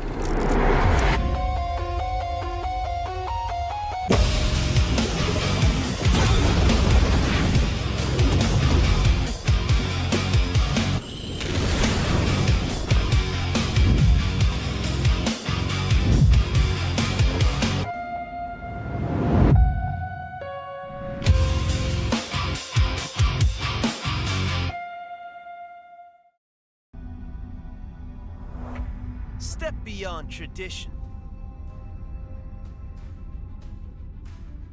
With a drop of magic. Clash in epic battles, where magic reshapes strategy.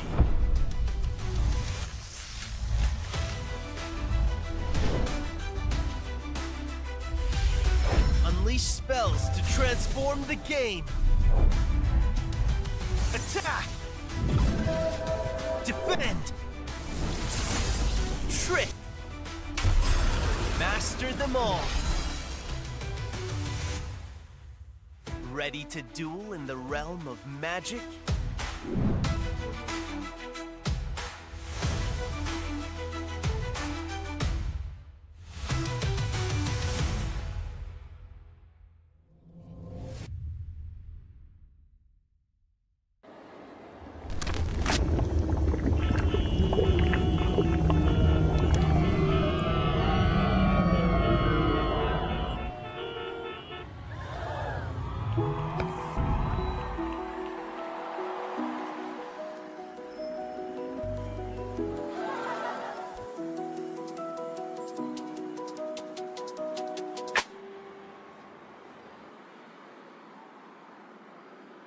The best chess player.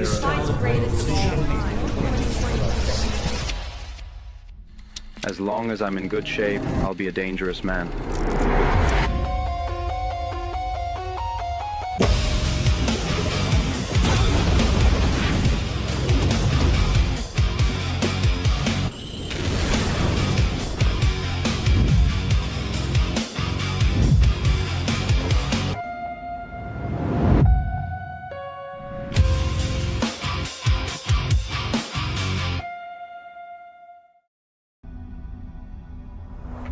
Step beyond tradition. With a drop of magic. Clash in epic battles, where magic reshapes strategy.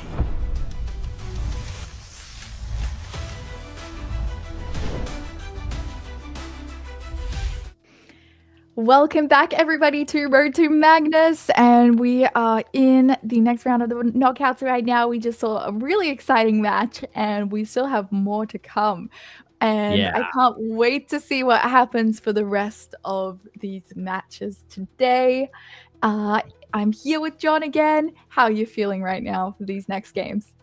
Yeah, I'm feeling so more excited right now with all these players. We have Anamaya, we have we still have Elijah and Marka facing each other, and then on the other side we have Freza and Cabbage, and Meow against Dream. So these matches are not your ordinary matches because all of these players, all of these Anichess players actually did an awesome time practicing, experiencing all these spells. So yeah, it's very exciting to witness how will they be able to utilize these spells right now. What are your thoughts towards the succeeding matches aside from the match that we've just recently witnessed, which are Battle of Titans? Yeah, I mean, there's been crazy matches tonight. They've been so fun to watch, and we're about to see Freza versus Cabbage, which currently Freza has a 1-point lead. So Ooh. this is gonna be, we're gonna hop right into the dramatic part of it where Cabbage is in a must-win situation. So I'm very excited to see what happens in the second game of this match and who is gonna go through to the next round and go towards playing against Magnus in the finals. Yeah, how I wish we witnessed the spells they've used for the first match, but yeah, it's still exciting to know which of these remaining spells will they be using for the next match. Yeah, we have Freza winning against Cabbage, but is this gonna be the end for Cabbage or is it just the beginning? So yeah, we're so excited to find out what's next. So for the meantime, maybe yeah, we can just quickly check the tournament bracket. Yeah, Yeah, for the let's take tournament. a look because a Yes. lot has happened already, and we are Yeah, lots of things have forming happened. our top 8 right now, who then have to face off against each other to see who's going to make up to top 4 as well. So we are quickly going into smaller and smaller competition. Yeah, I mean, we're both rooting for Anna, right? But originally I rooted for Elijah. But seeing how savage, how aggressive the games of Anna is towards Lilith, I mean, I have to switch sides right now. So instead of supporting Elijah, I know it's kind of bandwagon, but yeah, we can definitely see how great the performance is with with Anna. So yes, maybe we can hop on to the next match. So again, it's Freza against Cabbage. So Yeah, before we hop let's into it, what is your quick prediction? Is it gonna be Freza 2-0 or I mean, Cabbage I'm 1-0? just going to go with the person who's got the momentum right now. Let's say Fraser 2-0. You can root for the Cabbage comeback and we can see what happens here. But yeah, let's hop into the game. They're Yeah, just let's about to go. start, I think. And here we go. We've got the board up right now. And yeah, run me through the spells, John. Yeah, we have here for Cabbage, Shot in the Dark, Pengu Blast, and Queen Time. For Freza, we have Slip, Shot in the Dark, and Pengu Blast. Both having this Pengu Blast and Shot in the Dark. The difference, Queen Time and Slip.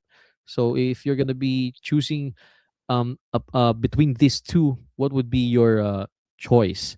Is it gonna be Cabbage or Freza? Okay, I personally just love that Queen Time spell, so I'm thinking that I would prefer to have Cabbage's set of spells right now, but that Slip spell can't be underestimated because that's a mana stealing spell, which is pretty interesting as well. And you can also just kind of use it a lot of times as well. A lot of experienced players are pretty good at using that. But what do you think about what's happening here in the opening right now? Yeah, I mean, both of them are actually, I think they're pretty strong players. I have seen Fraser games from the past, and he's really a strong player. At first, I thought he was she because of the picture, but looking at how strong the preparation, how strong the calculation, the tactics, the strategy, and the use case of these spells. I mean, look at that. We have Pengu Blast. So, yeah, in my case, I haven't been, using this spell, the Pengu Blast. However, we can witness how they will utilize this Pango Blast spell. Because remember, Pango Blast is counting down three moves, and then all the spells, or I mean, all the pieces on those squares will be blasted off right after Pango Blast has been bombarded those squares. So in your thoughts right now, what preparations do you have in mind with Cabbage and Freza? Do you think they both plan to use Pengu Blast so they can counter each other? Okay, Pengu Blast is crazy to me. I don't think I've ever used this spell before. So can you run me through what happens when these pieces explode, are the pieces next to them gonna explode as well? Yeah, I mean, they're gonna be gone. They're not gonna be in the board anymore. So it's like after the countdown ran out, that these bomb the Pango Blast will be detonating and destroys everything in those squares. So I guess that's one of the strategy, and you don't really want to ignore this countdown, this Oh, timer, wow. because again these pieces will be gone after that timer detonates. The clock and timer has run out. So Okay, yeah, so is the reason why Fraser has, used this Pengu Blast spell on the pawns next to the king, is that to try and, like, open up the king and go aggressively? Well, I think that's one of the options or one of the strategy here. That's why Pengo Blast was used for the F2, G2, and H2 square for these pawns to be removed and for this king to be exposed for black's later attacks. So we can see here that both of them are not castled yet, but the king side of white is kind of, not really at good shape compared to black's king side. So yeah, cabbage has the option to do that as well. But for this position, having 7 out of 8 mana, there's possibility that maybe Shot in the Dark can be used, or maybe Pengo Blast can be used as well to retaliate against Freysa.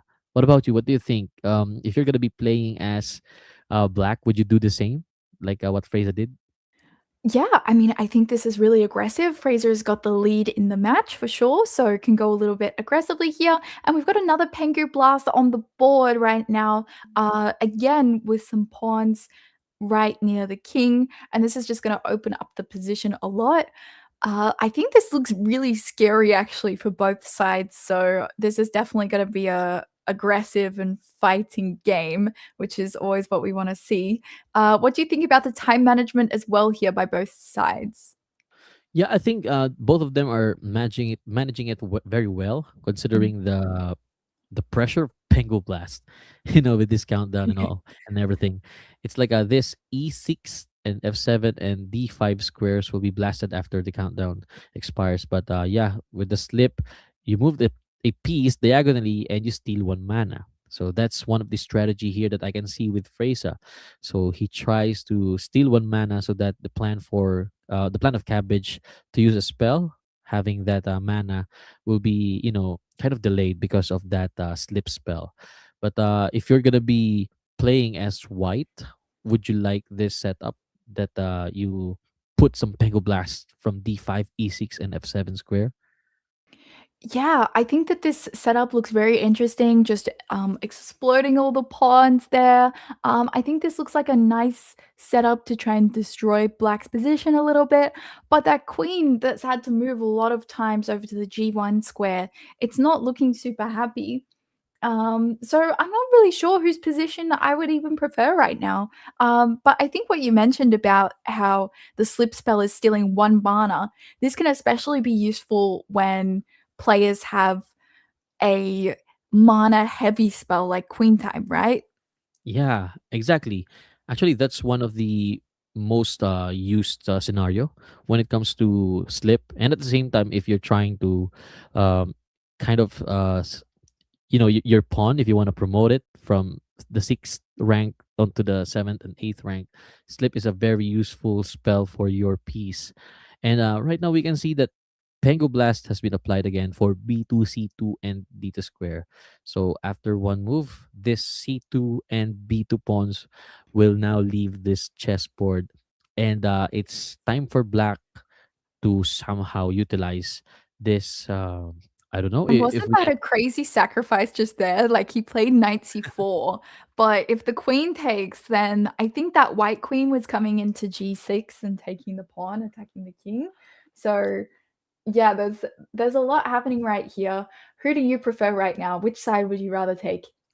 Yeah, actually, if black took that knight on c4, there's like queen Mhm. time for cabbage, so that Ah, queen time yeah, can be yeah. applied from the knight c3, taking Mhm. that queen in c4 square. So I don't think Freysa is gonna be happy with that. So yeah, Freysa has to refuse.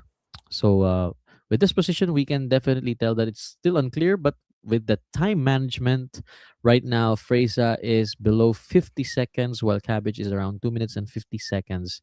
And you don't want to be in too much Ooh. pressure. Both. Oh, you see that? Was that a queen sacrifice, or did he miss that? That's yeah, interesting. Okay. yeah, I But I guess guess there was. maybe that queen time had to be used at some point, and he's like, "Okay, just take my queen, get rid of it, and I just don't want you to have that queen time spell anymore." Maybe that's according to the plan, but maybe as well he didn't he didn't saw that the mana is around 7 or can be used for queen time. But the good thing is that queen time is now gone, and yeah, Fraser can now focus on utilizing his pieces. However, yeah, it's really difficult if you're down a queen, correct? Oh, for sure. Yep, I agree. Being down a queen is never fun, but there's still a lot to play for in this match. Fraser still has a few spells to use, and both sides haven't used their shot in the dark spell yet. Yeah, So I'm interested to see when that will be used. What do you think is maybe the strategy for both players keeping that spell on hand?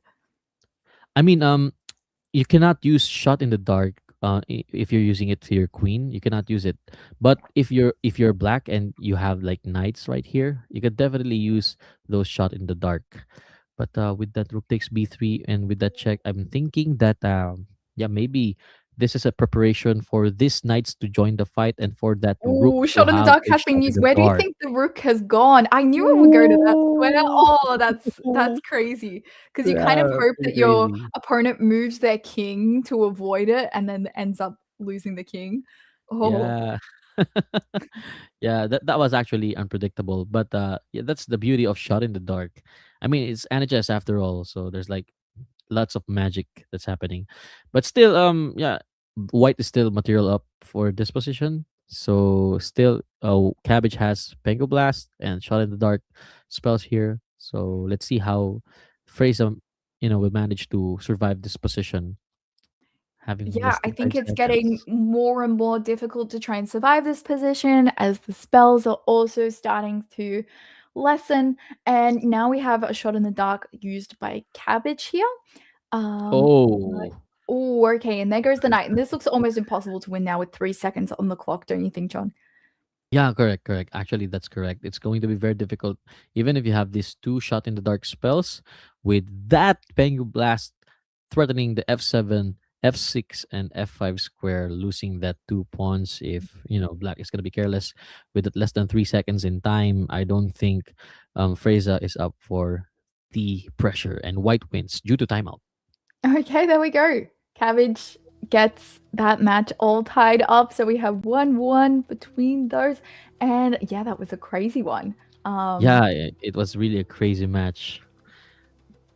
But in the end, it was that queen time again. That spell is just it's been around for a long time, but it's always so strong, and you have to be keeping track of like every piece can become a queen at some point. But what do you think was maybe causing Cabbage to have such a dominant win in this game? Well, basing from that position, we can see that maybe Freza missed or maybe miscalculated when it comes to mana. That Cabbage is now able to use Queen Time because of that Queen Time. The position really turned upside down for Freza. So that's really difficult. But yeah, I guess it is what it is for now. And maybe we just have to look forward to the next match and what remaining spells are they going to utilize and use for this final match that they're gonna be doing later on. But for now, what are your predictions? I mean, we don't know the first spells that they have used, but maybe we can still predict, right? Yeah, so okay, we've got some spells that they definitely can't use. So, maybe some transcendence again. I Yeah, just really love that Transcendence. spell. It's so fun. Like there's always so much, especially in a time scramble, transcendence is so fun. Mhm. And at least we didn't see it in that game. What spell do you think you would like to see in the final game? I'm curious if they'll be able to use pounds and per because Mhm. it's actually one of the most powerful spells if you know how to use it. But again, yeah, we're talking about these Anichess players, experience close to master title Anichess players. So maybe yeah, I'm looking forward for them to use pounds and per. And for the last spell, what would it be, Hannah? Oh, okay. What would be the last one that I like to see? Oh, I really want to see what was the rook one called? The Uh, laser beam one? yeah, Tell me the again. plasma beam, the plasma Plasma beam. beam, please, can we see the plasma beam? Nobody's using it. I really want to see the plasma beam being used just because I think it's so cool. So yeah, let's hope we get that for the last game. Yeah, looking forward to that. I mean, we haven't seen a plasma beam yet, so maybe we can see one in action here in tonight's matches in Road to Magnus. Yes. And yeah, one mistake can really just change the game so fast. And yeah, we're gonna maybe get the next game coming very soon. So let's hopefully take a look and see what is happening in that final match very soon. And we'll get So excited for excited. this. Oh, so close to getting to the Magnus point, and I bet both players are really nervous right now, 1 point each. You know, you always Yeah. want to, in a best of 3, you want to win the first 2 games and then just, okay, match is over and pressure is off. But when it's both sides have 1 point, they've got to both be really stressed right now, don't you think? Yeah, they're pretty stressed. The pressure is still really up. So yeah. Maybe let's have a quick break while they prepare. What do you think? Yeah, let's do that. Okay, see you later in Road to Magnus. The best chess player.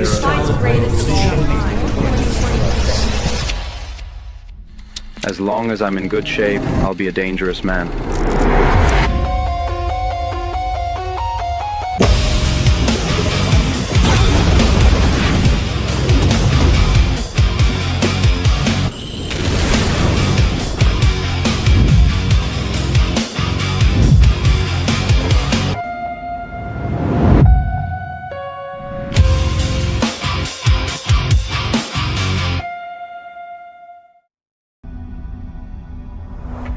Step beyond tradition.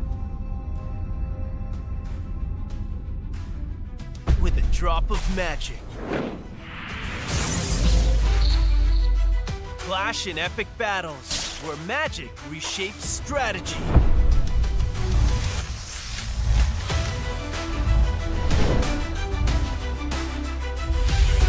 Unleash spells to transform the game. Attack! Defend! Trick! Master them all! Ready to duel in the realm of magic?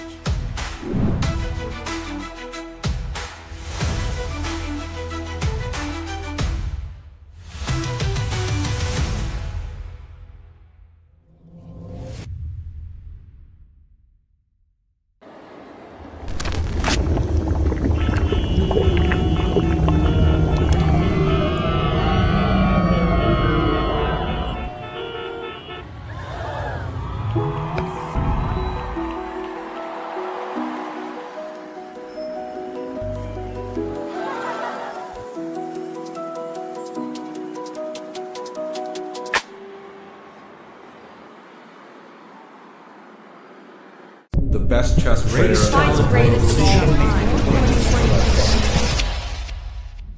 As long as I'm in good shape, I'll be a dangerous man.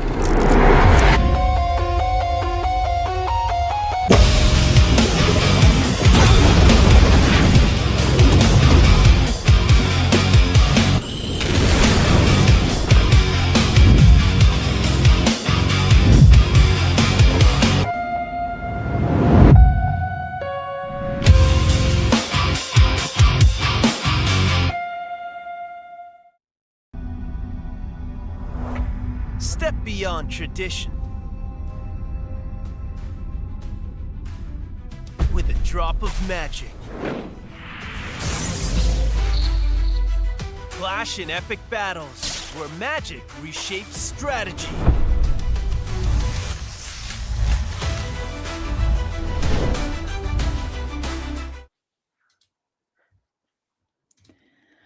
All right, welcome back everybody to Road to Magnus, and we are getting into a very exciting match where we've got 1-1 for both sides, Fraser versus Cabbage for match number 3, and this is going to be the decider of who advances to the semifinals. John, Yeah. let's check out the spells that we have here. For this final game. deciding match between Fraser and Cabbage. Fraser having House Recruit, Imposter, and Queen Time. Yeah, these are one of the metas from the past. It belongs to the classic meta Anichess spells. While for Cabbage, we have Juke, House Recruit, and Transcendence. Ooh, Transcendence there for Cabbage.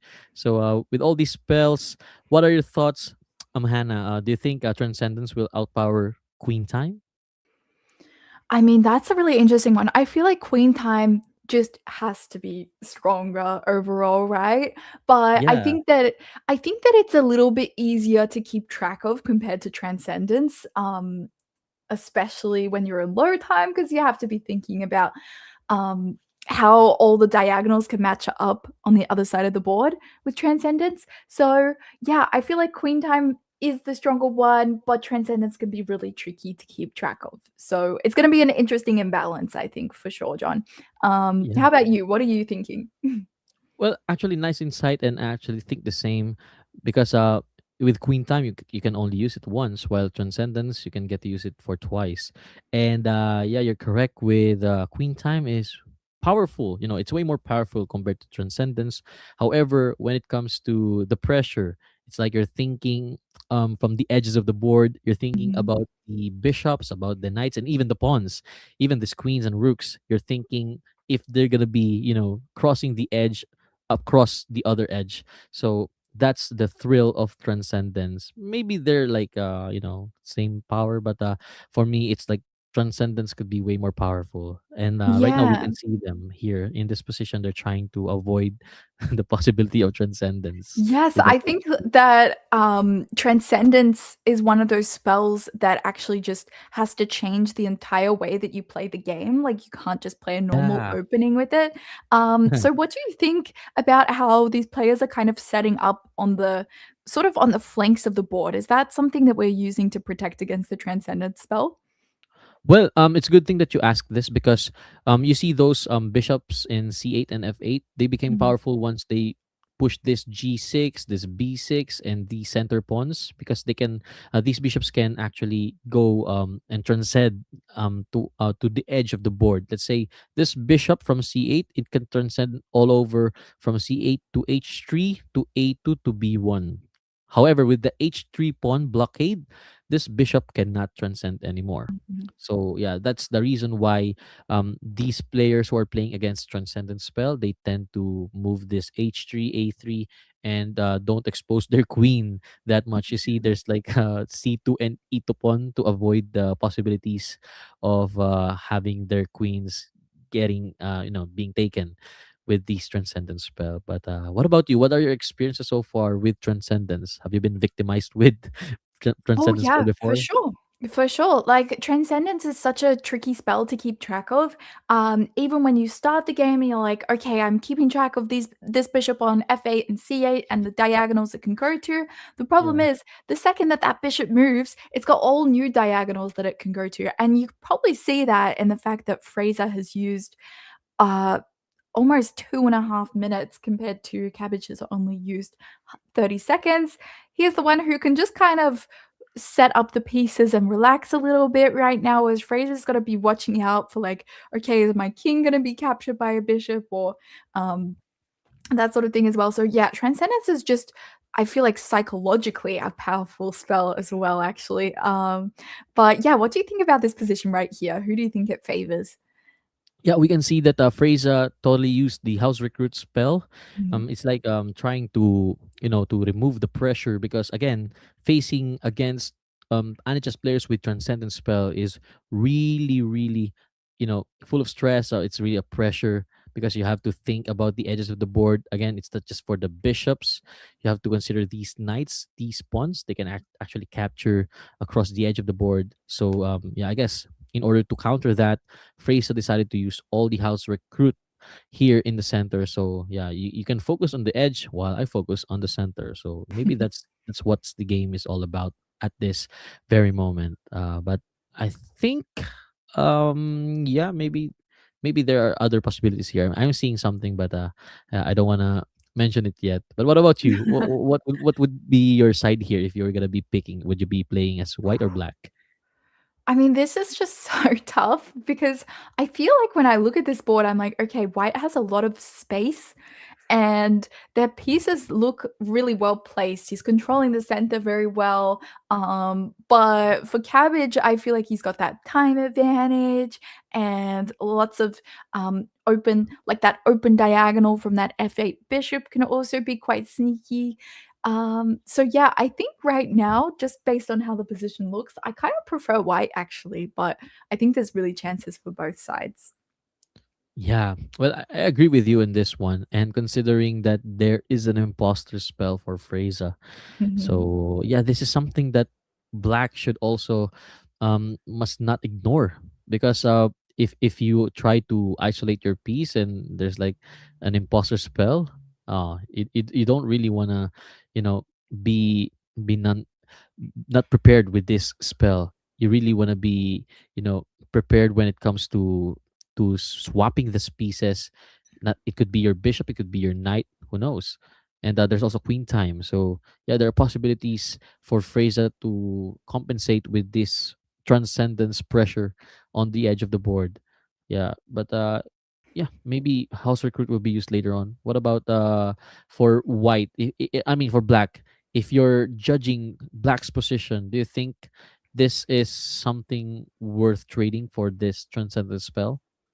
Oh, I think that this position is just getting absolutely crazy with that king taking on f7. So the black king is, oh, it's definitely getting a little bit scary with how that is. But I like the courageousness, I guess, of black's position here, getting that bishop out and kind of just saying like, sure, I have no fear. I'll bring my king up to f7. You can try and attack me, and I'll just save up my transcendence for later.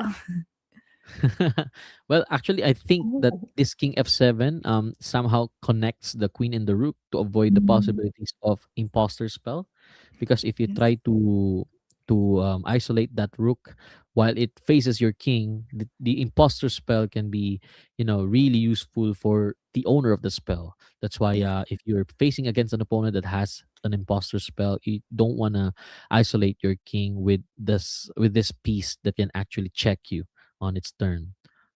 Yes, the imposter spell can be very dangerous, like, as you said, when that piece is kind of alone, and it can if you swap the pieces, it can be attacking the king.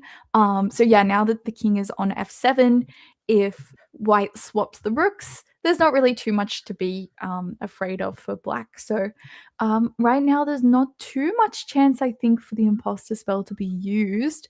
What would you be trying to get out of this position with white? Where would you be trying to use the spells? Well, if I'm gonna be playing as white, I'll try to move this knight from c3 to a better square, maybe on e5 or g5. But the question is how. So yeah, maybe that's what Freza is thinking right now. And also, there are many ways on how imposter spell can be used. Maybe we can swap out that rook later on if yeah, this rook can be swapped on later if it will gonna be placed that's not under attack after it swaps.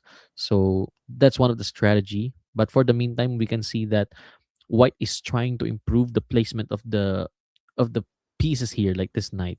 So maybe he's planning to put it on e6, or maybe he is planning to put it in the square where he can use queen time. We don't know, Mhm. right?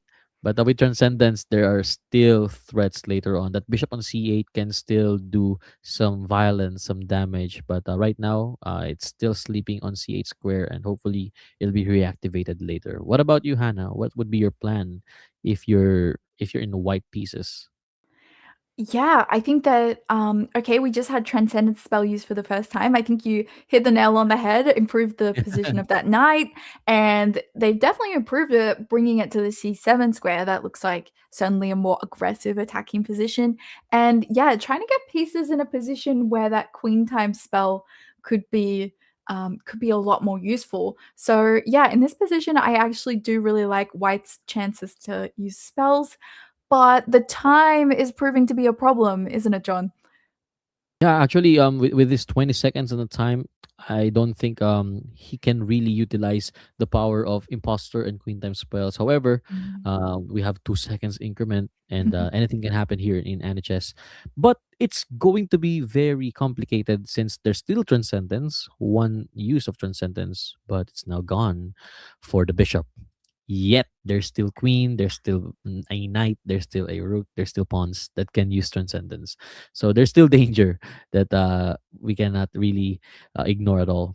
But with this capture of king to e6, I bet white is trying to use the possibility of using this queen time spell.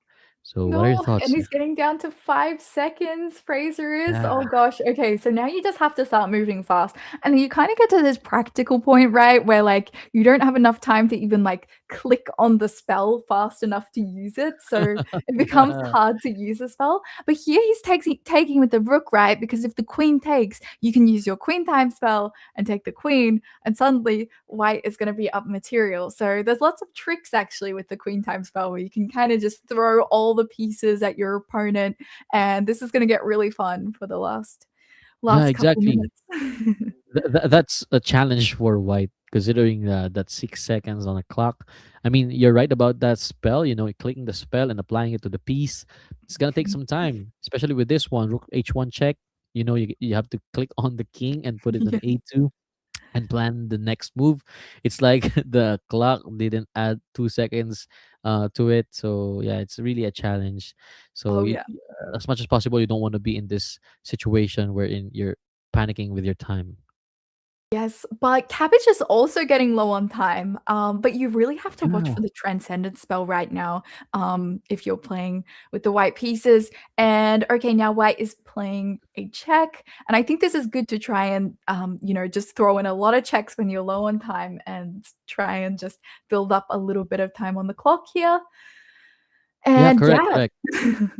This is how you get some time. You win some time back because of these different checks. There's no draw unless it's a greed draw, and Mhm. yeah, we can definitely see some increase in the time here. Oh, Oh, and we have that's a a joke. fork. That's a joke. Oh, Uh, but they get to use the queen time Yeah, finally, of and course. that came in clutch to be Yeah, able to let's capture see. that. Oh, but Oh Transcendence! man, See, oh the that's why transcendence Transcendence spell. is such a tricky spell in low time Yeah, because it's just like, oh, how are you even saying that one? And here it's yeah, getting very man. difficult for white right now. Yeah, so difficult. I mean, it's a clear losing because you cannot, swap things here. So he put his king in d6, so Yeah, black just can capture it. Just take the king and make it Yeah, over. and just take the But there king. we go. Fraser, obviously disappointed with how that match ended, especially since Fraser won that first game, so was actually going in with the lead. But then Cabbage came back with a 2 out of 2 and ends up winning the match. So yeah, what did Yeah. you think of that one, John?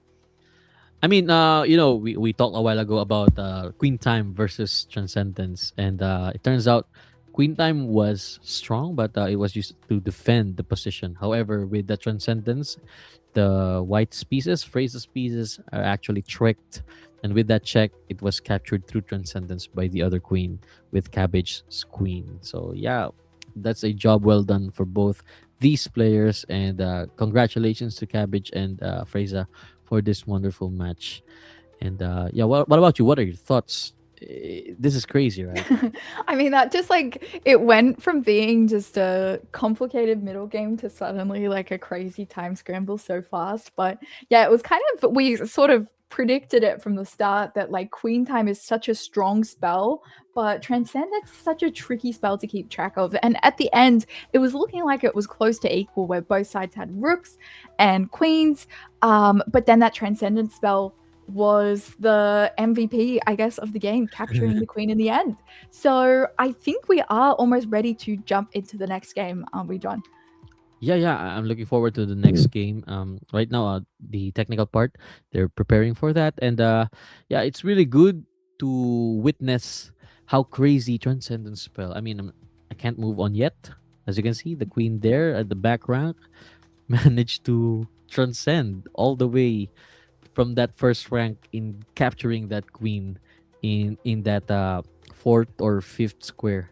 Damn, I mean, if I'm Fraser and I have that kind of position, I have the opportunity to win against my opponent. Yeah, I mean, there's like a combination there, but due to the time constraint, having less than 5 seconds or 6 seconds, it's really difficult to find the best or correct move in that situation. Would you be able Yeah. to to move the best move if you have that time? I don't think so, not at all. Like, not even in like a regular chess game, let alone Anichess, which is so much more complicated, using the spells and everything, just trying to like think, what spells can my opponent use? What can I use? Is my king hanging? Am I in trouble? So like 6 seconds, you know, Fraser fought on very, very well, but yeah, that time situation was tough. So what do you have to say about the final match that we're going to be looking at today? Yeah, right now we witnessed Cabbage winning against Fraser, so it's gonna be Cabbage against Dreams because Dreams won against Meow. To the other side, we're still waiting for the results of Anamaya and between the match. I mean Anamaya advances, right? So we have Elijah and Marta. We're still waiting for the updated bracket here, but we can clearly see that Cabbage and Dreams will be facing against each other on the next match. So, what about you? What are your thoughts with these finalists? Well, I mean, we've already seen how crazy these games are already, but it's going to be more and more exciting the more we get down to the finals and see even stronger players go up against each other. So I think that with each coming match, we have more exciting and close games to look at as well. So it's fun to see how close these games are getting. Yeah, I mean, yeah, I'm excited to see how the games will work on with Marka. Maybe it's Elijah and Marka, but if ever whoever wins in this bracket, it's gonna be the one facing against Anamaya. So I guess the technical team is preparing for the next match, and in terms of the spells, what are your current predictions? Would they be using the best spells for the first match? Would they be changing their strategy this time, or will they stick to their current strategy, the strategy they used a while ago? Well, yeah, I think that it's gotta be that if you've got a good combination of spells, you just gotta stick with it, you know? Like, if it's worked in the previous games, you just go, okay, I'm gonna go into this next match and do the same thing, maybe trying out some stronger spells first, and then just leaving a couple in your back pocket for if things don't work out in the first game. But yeah, I think the results we've had so far, we have Cabbage and Dreams going through to the finals, which is the Magnus finals. And then Anamaya and the winner of this match that we have here will also be going straight through to the finals as well. So that's going to make up our top 4 for tonight. So we will Wow. find out who the Mm. final player is going to be. Yeah, so excited to find out. I mean, all the way to this 4 finalists, and they have the opportunity to face against Grandmaster Magnus Carlsen this Tuesday. So, yeah, pretty much I'm so excited for them. I'm rooting for all of them, but there will only be, I guess, there's only going to be one, right, to face Magnus Carlsen. So, So I believe that it's a round robin event. So we, there's going to be oh, 4 finalists, and then there is a damn. secret grandmaster, and then there is Magnus, and they're all going to play in like a round robin event with Magnus in there as well, which that will be so cool. So I think they all Yeah, actually get the exciting. opportunity to play against Magnus. Yeah, that is something that our viewers should be watching on the Tuesday, right? So if you guys want to witness this greatness, this craziness, you should watch this coming stream on Tuesday on our road to Magnus. And while we're preparing for the next match, we would like to congratulate all the participants for those who have advanced to this finals, and at the same time for those who weren't able to make it. You still have the chance for the next 16 tournaments because Anichess is here. There's still more seasons to come. There's still more spells to be utilized. These crazy spells, these plasma beam, right? The summoning spells and all. So yeah, there's a lot of opportunity and lots of things. And what about you, Hannah? What are the things are you looking forward to when it comes to NHS? I mean, I just think it's so cool that we've got Magnus Carlsen playing Anichess. I mean, who'd have thought that? So I'm very, very excited to see how Magnus goes at Anichess, like, is he gonna be a natural genius at Anichess, or is he gonna struggle like the rest of us? Because for sure it helps to be a good chess player, like playing any kind of variant like this, but it's so completely different with all Yeah. the spells involved. So yeah, I really wonder if he's been practicing, what kind of spells he's gonna use, and whether any of our players can go and, beat Magnus. Yeah, you know what? That's what I'm excited for on Tuesday. We're gonna be actually predicting what are the spells that Magnus is gonna be using, considering he can read every spells there, right? Like how it's gonna be used, how many mana does it needs to be used that spell on the board. So I guess this is something that's gonna be really, really, really crazy on Tuesday. So yeah, I guess we're still waiting for the match right now. Should we take a quick break? Oh, Oh, oh yeah, they so started. They started. they They started. All right, started. let's get in there. Let's Yeah. watch for the Let's hop in. final match of tonight. All Oh, right. yeah. We're having a little technical issue here. Yes, no worries. We're here to entertain, of course. Yeah. All right, we No worries. have to have a bet. Is there gonna be the laser beam spell in the final match, or are we just not Yeah, I gonna hope see it? so. I really, really hope so. The But I plasma guess boom. Hannah, while we wait for the technical team to fix this, maybe we'll have a commercial break first. Yes, that sounds like a great idea. We'll see you soon, guys. The best chess player.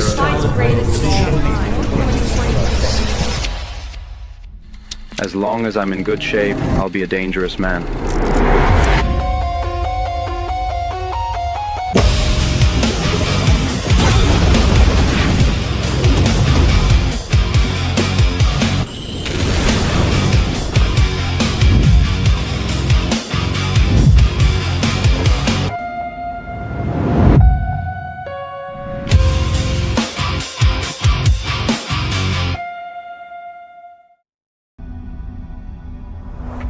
Step beyond tradition.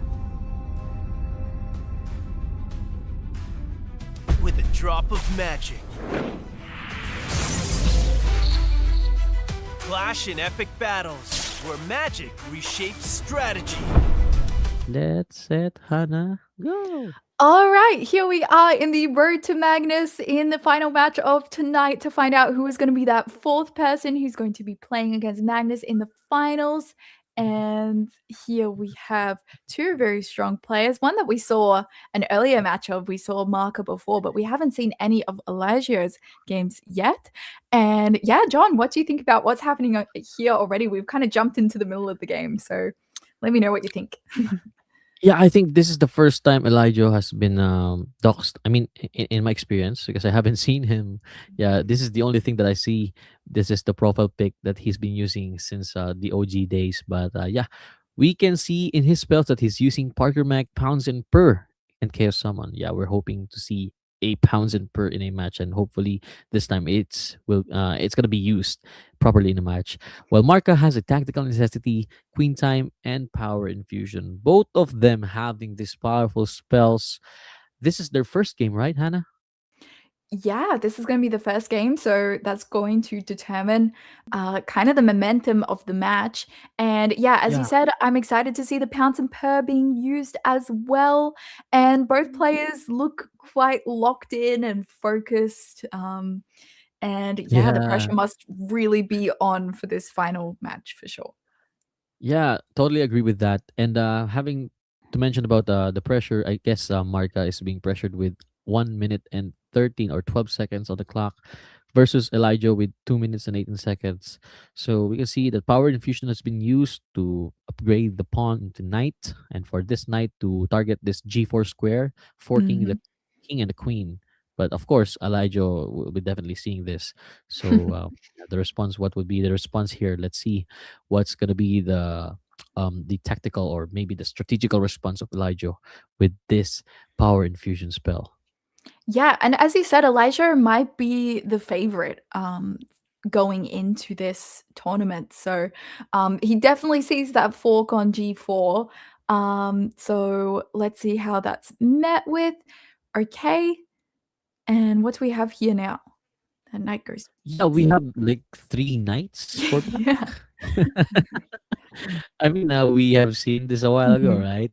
Like, there's lots of knights on the board, but yeah, I mean, Elijah is having way more time compared to Marka, but there's still pounds and burr, and this position we cannot really tell if black is materially in advantage here, considering that there's pawns here in the center, connected pawns with the Sita pawn cannot push through yet. But yeah, let's see how Elijah will convert this into something favoring his side. But for me, if I'm gonna be analyzing this, Hannah, I don't think there's for me to move. There's lots of knights Yeah. here, right? Yeah, I think I would prefer to be playing with the black pieces right now just because it feels like you've got the attacking momentum. But I'm just wondering, uh, because Elijah hasn't really done anything to defend against his knight G4 threat. Oh, he did move the king to E2 actually. Okay. So what do you think is gonna be the importance of the pounds and per in this game? Well, actually, according to the description, Pounds per will leap a piece to an adjacent empty square, and it will stun a nearby piece for one turn. So look at this one. Ooh, The pawn has that been is what moved we got right through now. Pounds Yeah. per, and that knight on b6 cannot move. Mhm. However, if Mark has a spell that can move this knight, he can actually override that. But yeah, that with the tactical necessity, the threat has been removed. So I guess that's the counter to the pounds and per. Yeah, and I think that was, a tactical necessity for sure. Just because Yeah. that knight on B6 was done for, so it's better to just deal with that in the best way possible. But we talked about time pressure, but now Elijah is the one who's under a bit of time pressure right now, and we Ooh, just had a queen time being used, yeah. capturing on E3. There's a lot of queen times just being maybe missed today by very strong players. What do you Yeah. think about this? Yeah, actually, Queen Time is really a really powerful spell, and you can't deny how powerful this spell. I mean, in this Mhm. position, we've seen that the queen has been captured through Queen Time. However, we still have Pounds and Per, and yeah, it can easily be countered with tactical necessity. So this is going to be very difficult for White, for Elijah. How could he possibly Pounds and Per this queen without the threat of this tactical necessity? Because Mhm. tactical necessity doesn't require any mana. It only costs you zero mana. So if Marka wants to remove the threat caused by this Pounds and Per, yeah, you can easily do that with tactical necessity, and having them below 20 seconds, this is going to be a lot of pressure and stress. Yeah, I'm gonna just hold my breath here because both sides have 15 seconds, and Elijah Yeah. was trying to make a counterattack with that rook coming into H7, but um, yeah, this is getting really crazy. Yeah, totally agree with this, because these attacks, it's really confusing if you have like less than 15 seconds on the clock. Mhm. But it's good to see that Marga is trying to catch up with this queen. Of course, you can definitely do so, but yeah, there's still a possibility of pounds and per. But Marga has now access to power infusion. Okay, so this is getting really, really crazy right now. Oh, Five but 5 seconds for seconds on Marga. the clock? Oh Okay, no. he's sacrificing the queen. Yeah, I guess Ooh, and now this pawn move is just trying to deflect the king or get some extra material. And after these trades, Elijah is just gonna have all the pieces. And Power yeah. Infusion can't do much to save you with so few Oh pieces no. left on the board. So Elijah is gonna clutch this one. Yeah, I don't know what's gonna be the ending for this one, but we can definitely tell that Elijah is good at converting the Mhm. position from impossible to reality. So yeah, 12 seconds on Elijah and 3 seconds for Marga. We can see the posture of Marga with that kind of Yeah. you know reaction. I guess yeah, he's really disappointed. So White wins with resignation. Yeah, Elijah wins. definitely an exciting game. And again, that queen time was used in a really important position where it seemed like Marco was the one with the attack. But then Elijah was able to, just make something out of nothing. And suddenly all his pieces were surrounding the king. So, yeah, what do you think this has to say going into the next match? Do you think that Marco might be a little tilted after this game? Well, I guess both of these players are really strong, so I don't think there will be some tilt issues. But what I can say right now is that this is the proof that the OG is always, having that edge compared to other players, and we can see that, at that clutch time, right? They have both less than 5 seconds, and we've seen the impossible turned into reality. Elijah converting this. I don't think that's a losing position, but since it's Anichess, anything can really happen. But for now, I guess let's just have a quick break for these players to have a break time as well, because this is a crucial match. Again, that's Elijah versus Marka in Road to Magnus. All The right. best chess player.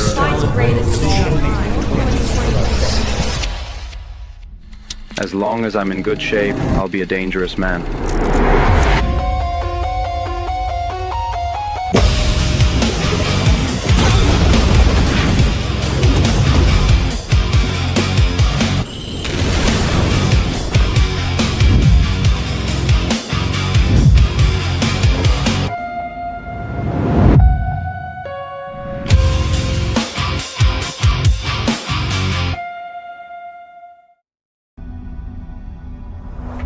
Step beyond tradition.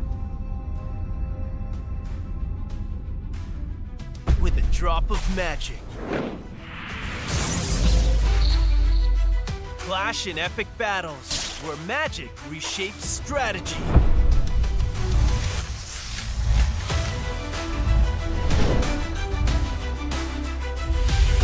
Unleash spells to transform the game.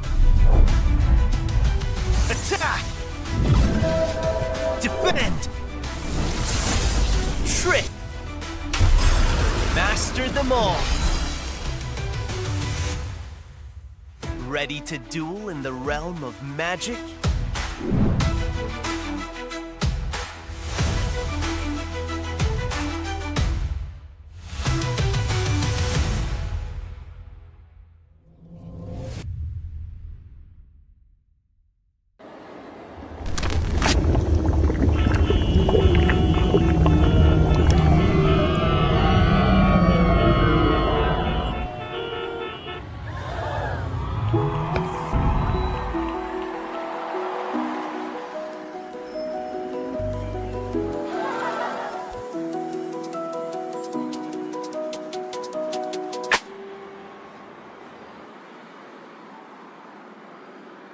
The best chess player.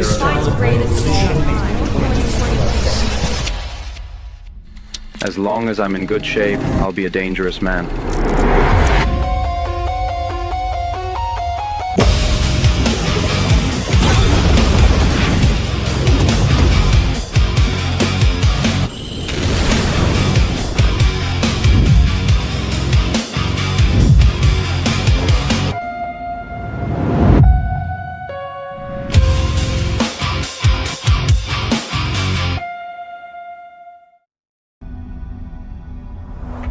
Step beyond tradition.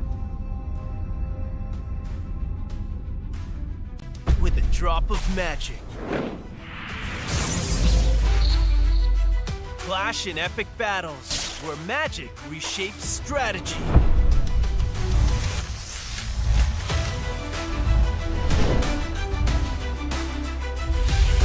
Unleash spells to transform the game. Attack! Defend! Trick! Master them all! Ready to duel in the realm of magic?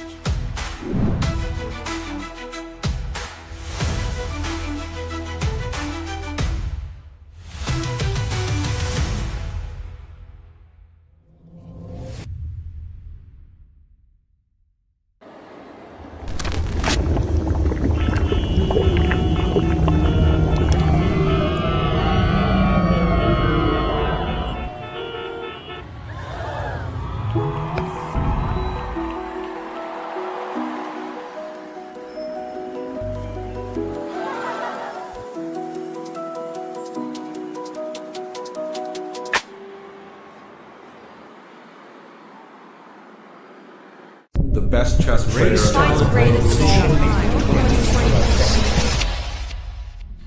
As long as I'm in good shape, I'll be a dangerous man.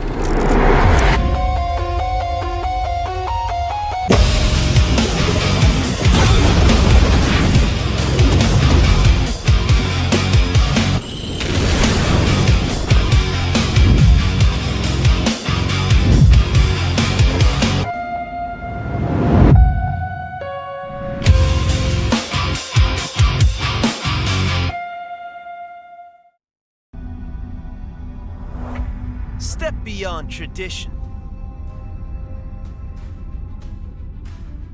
With a drop of magic. Clash in epic battles, where magic reshapes strategy.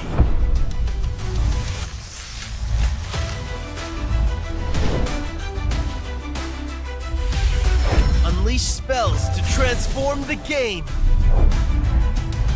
Attack! Defend! Trick! Master them all! Ready to duel in the realm of magic?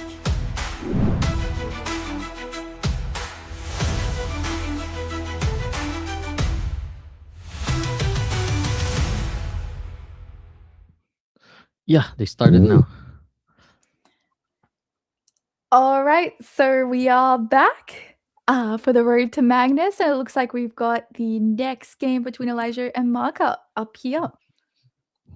Yes, we're back with these legendary fighters here. We have Marka and Elijah. Let's talk about the spells, Hannah. For Marka, we have Parker Mech, Pounds and Per, and Chaos Summon. While Elijah has Slip, Shot in the Dark, and Pengu Blast. So, yeah, initially, what are your thoughts with these spells with Elijah and Marka?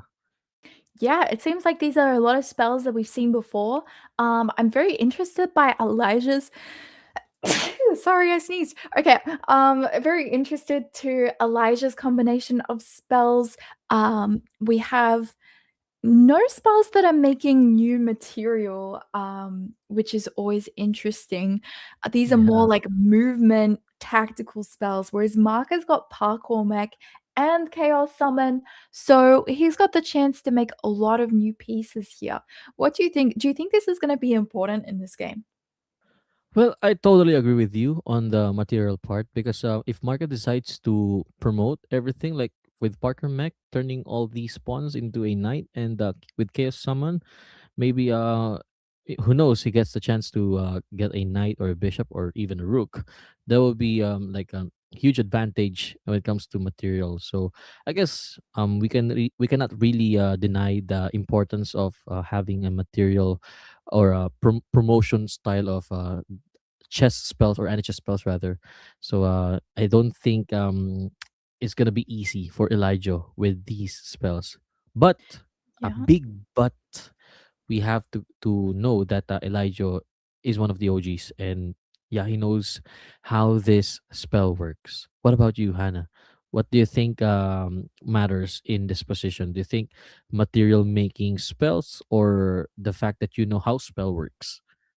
Yeah, I have to agree with what you're saying about how we can't deny that having extra material is always good, but just being like really familiar with the spells, like it seems like Elijah is, yeah, when you get down to low time or very complicated matches, then it's usually just like the more familiar player seems to be able to dominate regardless of the combination of spells.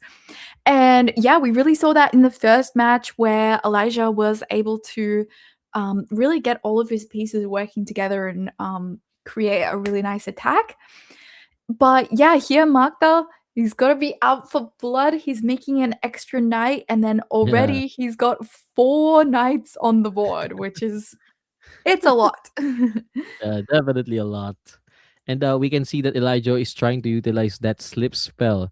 Yes, it actually move a piece one square diagonally, and at the same time, it steals one mana to your opponent. So instead of reaching the required mana for the spell that you're gonna be using because of the slip, you won't be able to get into that spell yet. So what we're seeing here is the use case and the example. I mean, the great example why knowing the spells, how it works, is very crucial in an Anichess match like this. And yeah, both players are kind of just like leaning forward and they both look a bit confident with their position. It seems like. So I think that both players are like, okay, this is an interesting game, but maybe I have the advantage here. Elijah's also got that Pengu Blast, which is able to remove 3 consecutive squares on the Yeah. board. So I'm interested to see how and when that's going to be used. Do you think that's something he's going to just try and use early on to just open up the king as much as possible, or leave that till later? Oh, okay. Oh, Well, that yeah. answers our The question. timing, it's a great timing because yeah, Elijah answered it with this spell, being used in the second rank of from E2, F2, and G2. And I think this is something that really compensates the fact that Elijah doesn't have a material spell on his arsenal. Though he doesn't have that, he still has this Bengal Blast, which eliminates the material of the opponent. So yeah, it's up for Marka to get rid of this threat in the E2 to G2 square, because if he doesn't move his king, then that's gonna be a loss for him. Yeah, so as long as that king steps off that f2 square and instead maybe moves back to g1 or something like that, then he will be okay. But right now the threat is that in 2 moves from now the king is going to explode. Elijah's also got that shot in the dark spell as well, which can be really tricky, but I don't think we've really seen shot in the dark with having a lot of success so far in the matches tonight. So we'll be interested to see if that spell is used successfully. Yeah, I mean, we've seen one, but it's not super successful because still material disadvantage. But Mm. in this position, I'm actually rooting for Elijah that he knows what he's doing, because a while ago we've seen him, having a lesser time compared to his opponent, and yet he manages to clutch and convert that impossible into a victory. So here we're clearly seeing that there's no piece on E2, F2, and G2. And with that being said, Pengu Blast might have been wasted for this particular use case. But with that, what do you think would be the advantage of white here, considering that Pengu Blast wasn't successfully used by black? Yeah, I mean, this is such an interesting position because it has kind of forced that king out to the E1 square. So it's kind of in the middle of the board. And you have all of the pawns are on that 6th rank where he's been trying not to lose all these pawns. Um, but instead, he does have lots of chances to create extra material, which can be very important. And he's avoided any deadly attacks as well against the king. So I think for Marka, he's kind of out of the woods right now. Yeah, interesting insights right there. And right now, maybe it's a blunder to put this knight on d3 with e4, forking that knight Mhm. on d3 and f3. We can see that even though there's a difference in spell, Elijah still managed to be equalized, or to equalize with his opponent here in this position. So yeah, Marca has knights, and right now there's like from three, it's now two knights on the board. What do you think? Yeah. Was that a blunder, or maybe that's a planned yeah, just a planned Oh, I think that's gotta be decision? a blunder, right? That had to be a blunder missing that fork. Although it's really tricky to see exactly how to defend against all those threats. But right now, Marka does have the material advantage just because of his spells that he's able to use to create more pieces on the board. So he's got a rook that's been created using that summon spell and Yeah. also 4 minor pieces, whereas Elijah only has 3 minor pieces and only 2 rooks, whereas Mark has got 3.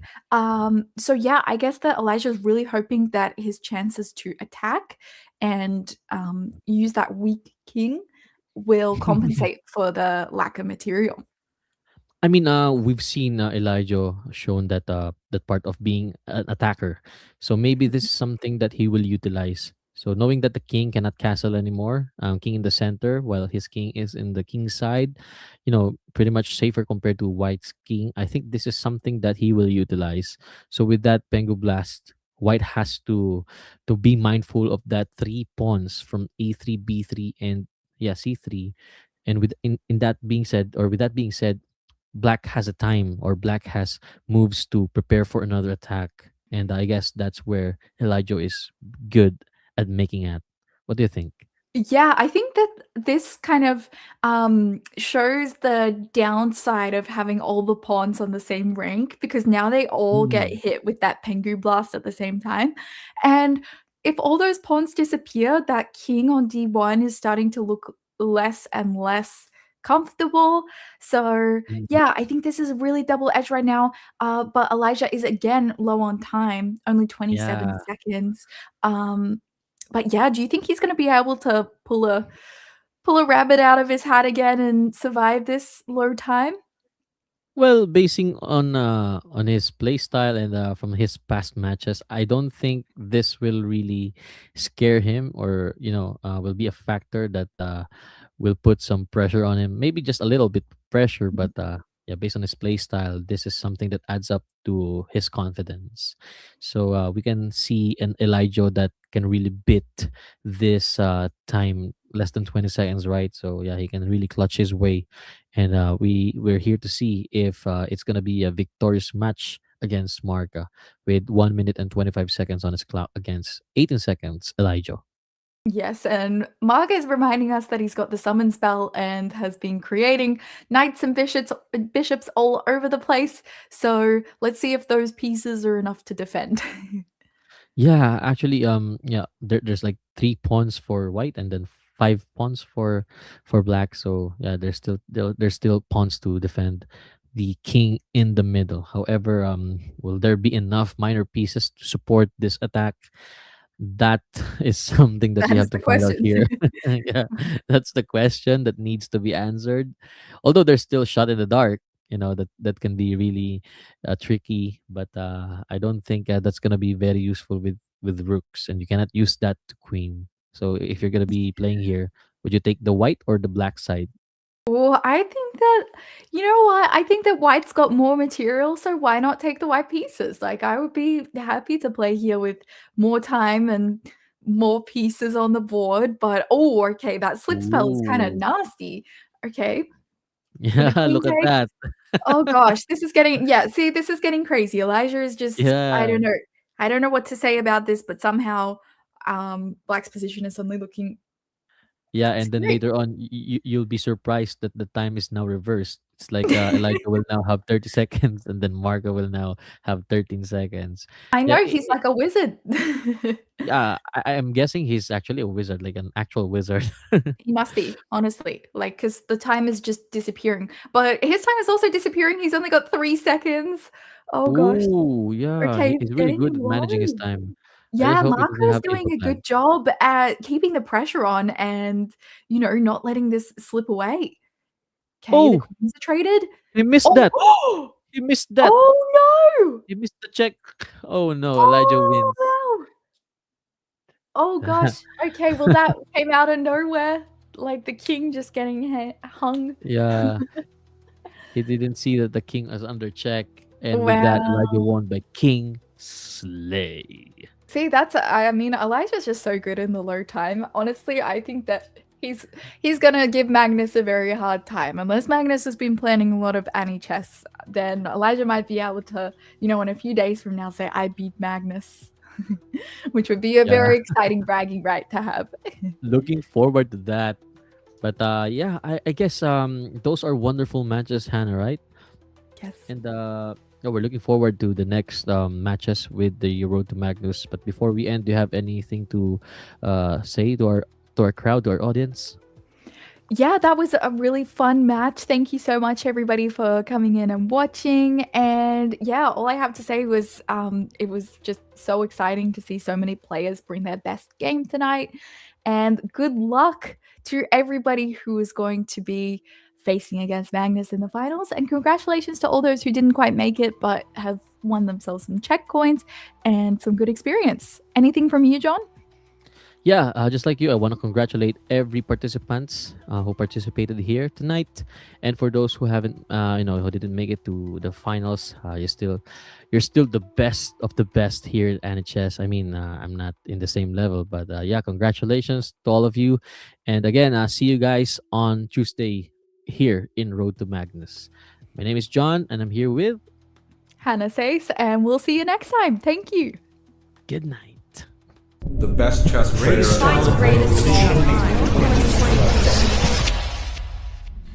As long as I'm in good shape, I'll be a dangerous man.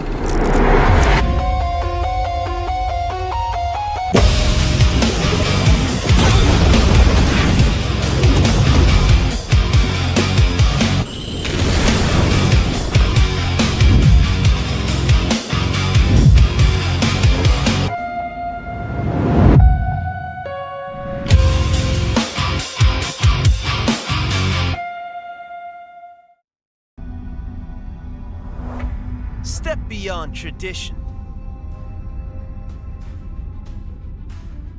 With a drop of magic.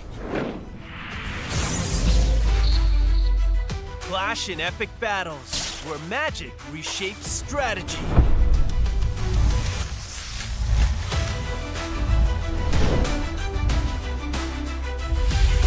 Unleash spells to transform the game.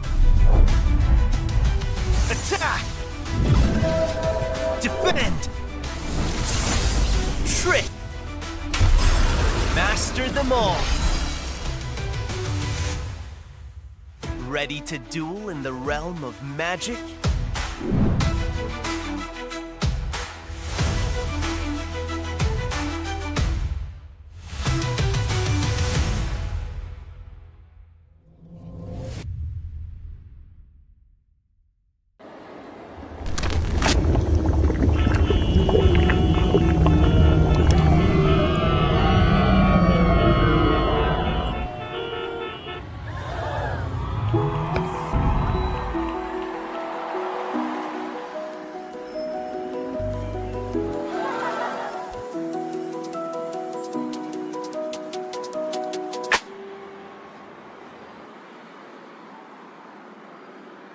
The best chess player.